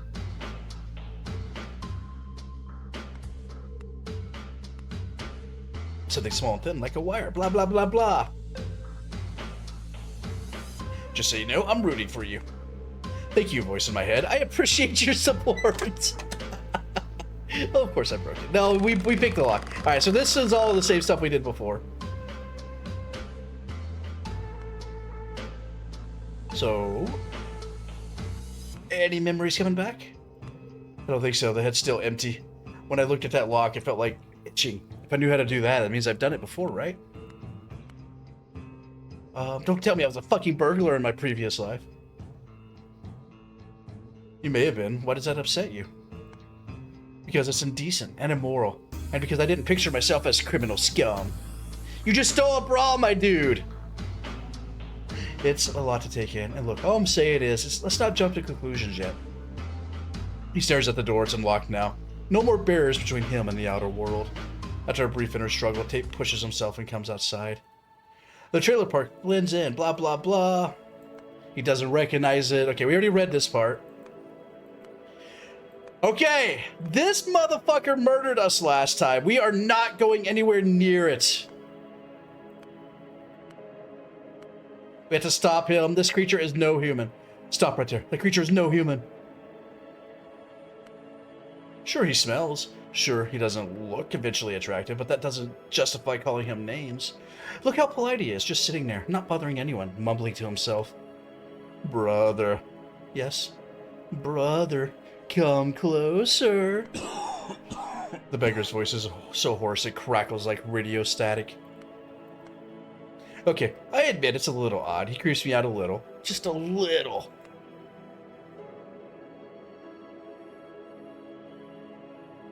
You're on the right track. Tell me, what do you think of him? He seems pretty normal. Sorry, brain. I know I'm letting us both down, but I genuinely have no clue what I'm supposed to think of him. Yeah, okay, he's a little, emphasis on a little, weird. And it's also a little, again, emphasis on a little, weird that he's begging here in an empty trailer park, but maybe it's one of those trust the processes things. My gut says to keep my guard up, but I've got no clue if this gut knows what it's doing. Friend, what's your name again? Kind Soul. Such a sweet name. I don't think it understands what I'm saying. Oh no. Maybe this creature's not intelligent enough to hold a conversation. I want to eat. It's intelligent enough to pretend to be human, though. There are only two reasons a species would pretend to be another: to survive or to hunt.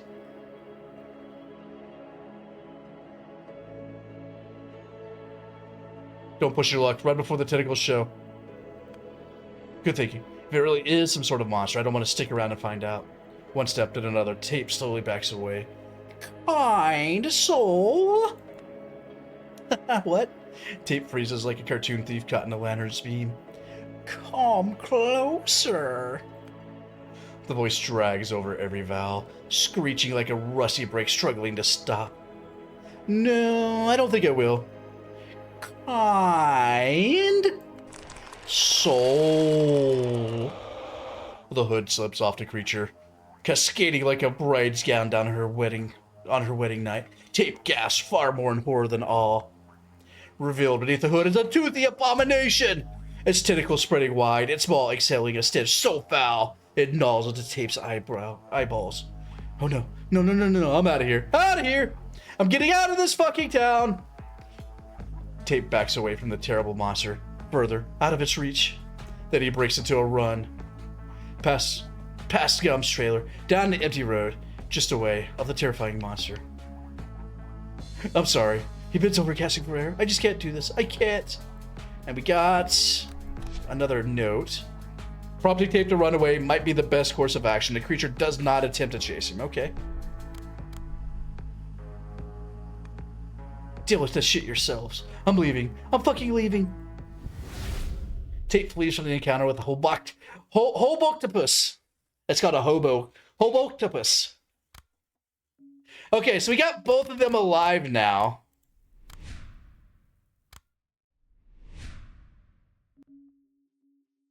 So why can't I go forward?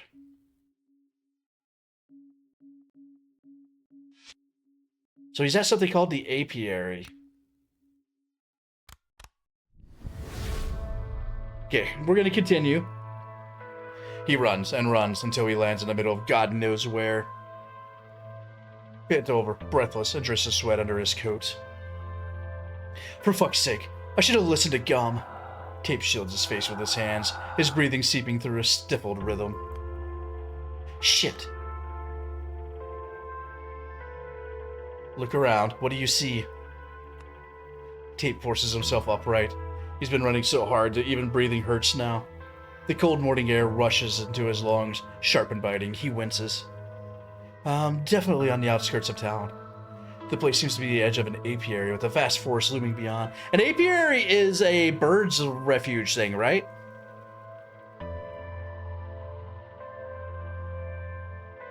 Tape peers ahead. But about 15 feet away, the woodland melts into a medley of blurry pine trees and thick haze. What is shimmering right there? It looks like some kind of screen? The screen, barrier, rises from the ground like a transparent wall, sealing the town like glass over an insect. It's nearly invisible. Only the shifting, iridescent streaks, like an oil puddle catching the light, give away its presence. It might be an optical illusion. Tape steps closer to this tree line and to the glimmering wall stretching up to the sky. What the hell is this? There's no way this is natural. It's huge. Why is it here? To stop me from leaving? Or to prevent something from getting in? Tentatively, he approaches the transparent wall. Okay, let's give it a closer look. There's only one true way to understand. Alright, listen. As somebody who says you shouldn't do stupid shit, we're gonna lick the wall. I feel like licking the wall is really the only way we can understand what it is. Okay. The Battle of Wills. Lick that wall.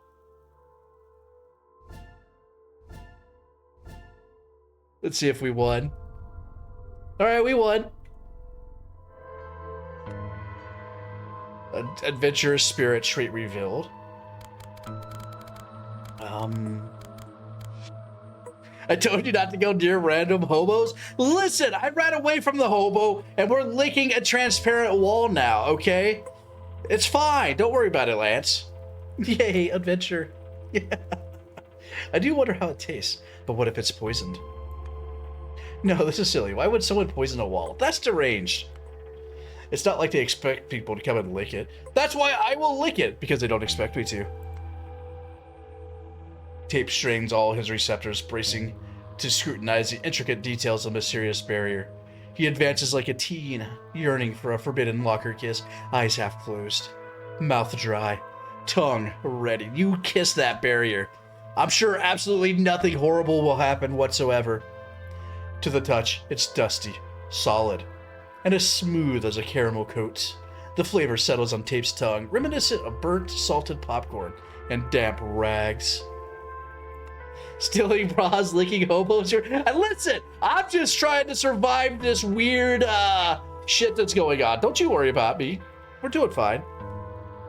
Wow. So this is what magic tastes like. He tries to pull back and yelps. The wall won't let go of his tongue. His heart skips. No, not skips. It staggers. Okay, it's fine. It's fine. It's just a little clingy. It happens all the time to idiots. He tugs gently, then harder, then desperately. A sticky resistant replies with the tenacity of melted sugar turned solid. Ugh. I don't want to die like this! He braces a hand against the surface, foot planted. What once tasted like rag now sours, bitingly acrid and bitter. The inside of his mouth burns. The inside of his head burns. One more pull, and with a tacky, fleshy snap, he's free. Ah! The air is off. Too still. Too loud. Tape's tongue throbs. The top feels shredded. Rough, swollen. Uncomfortable in the way that's impossible to ignore.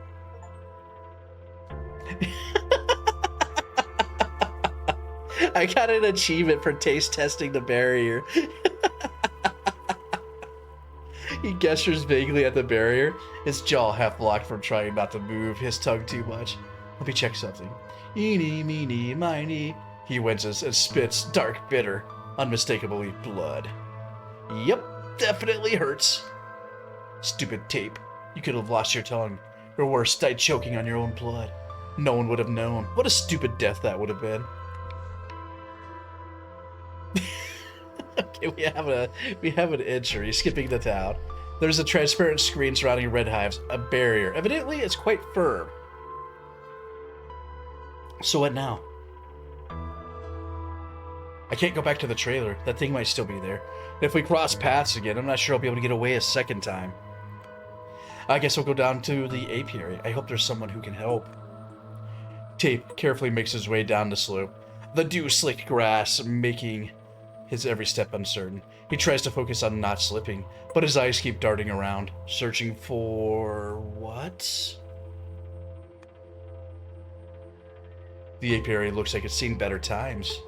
Its wooden structures are aged and weathered, covered in layers of old paint, worn thin by the years, shabby blue, cracked red, time-eaten yellow. The air vibrates. The buzzing is relentless. It hums through the ground, through Tape's ribs, through his skull. It's an unwelcome sound. Unconcerned that his body is already uncooperative. I'm losing my voice. Unconcerned that his body is already occupied. I keep wanting to say unoccupied. The source is clear. A row of bees house ahead. No way regular bees would make this much noise. Tape hunkers down next to a bee house, examining it more closely. Suddenly, the buzzing gets even louder, angrier, almost like stray cat hisses at a stranger to chase him off. I'm sorry for the intrusion. Tape mutters, each word slower than the last, realizing mid-sentence how ridiculous he sounds. I'm being paranoid. Bees don't react to people approaching them. They don't care about me. Wait, or do they? He leans in, tilting his head toward the bee house. Less than a second later, the buzzing ceases altogether. Ugh, are you still here, guys? All around him, there's a steady hum of bees, but this particular bee house has gone quiet. If I didn't know any better, I would think you're hiding from me. Silence. Is this normal behavior for bees? Alright, I don't know why I think this is a good idea, but we're gonna do it anyway. Tell him the wasps are cooler and kick the tree nuts.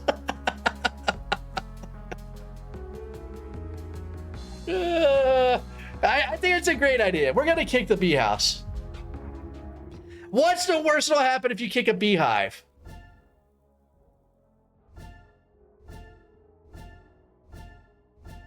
Did I win? Did I win the mini game? We did. Hey, anybody home? Tape wraps his knuckles against the metal lid over the hide. The response is immediate. A sharp collective rise and buzzing, like an engine revving. Relax, fellas. You don't scare me. You're just bees, after all. Wasps, though? No, there's something else. They're fast. They're mean. And they build their nests wherever the hell they want. No rules, no limits. Pure punk rock. So much cooler than you poor suckers with your little worker routine. Do you even realize that you don't own the means of production? While you work your fuzzy tails off, it's living honey check to honey check. It's the beekeeper who gets fat on all the... Why is this dude fucking yelling at bees? Have you ever seen a wasp hive working like humans? I don't think so. That's because wasps are the real deal. Proud hunter gatherers, close to the nature, honoring their roots. And you're impotent victims of the agrarian revolution. Sellouts, you don't deserve my respect. Tape hesitates for a moment, seizing up the hive. Then resolutely, he lifts his foot and kicks it! The bee house topples over with a dull thunk. Oh, what's gotten into me? Tape blurts out, already backpedaling. For a second, nothing happens. Then buzzing changes, deepens, thickens. The swarm awakens. They rise in a wave, crimson and massive. Too big to be unified. Wrong. A storm cresting over him like a tidal wave about to swallow a boat whole. Total accident! My bad! That was a joke, guys! It was a joke! No, wait! The buzzing becomes a roar. He barely makes it 3 steps before the first sting sinks into his spine. Then another, and many more. I'm so sorry! I'm sorry! But nature doesn't care for his apologies. The enraged bee swarm Tape, buzzing slow death into his ear. The last thing he feels is excruciating pain, seeking past his skin, past muscle, stingers piercing straight into his bones. Okay. We've managed to kill him again. To be fair, I thought he was gonna die when we licked the fucking barrier, though. I'm just saying. Poor guy, man. All right. I do, however, think this is probably where we'll end for today. We still got a lot to go.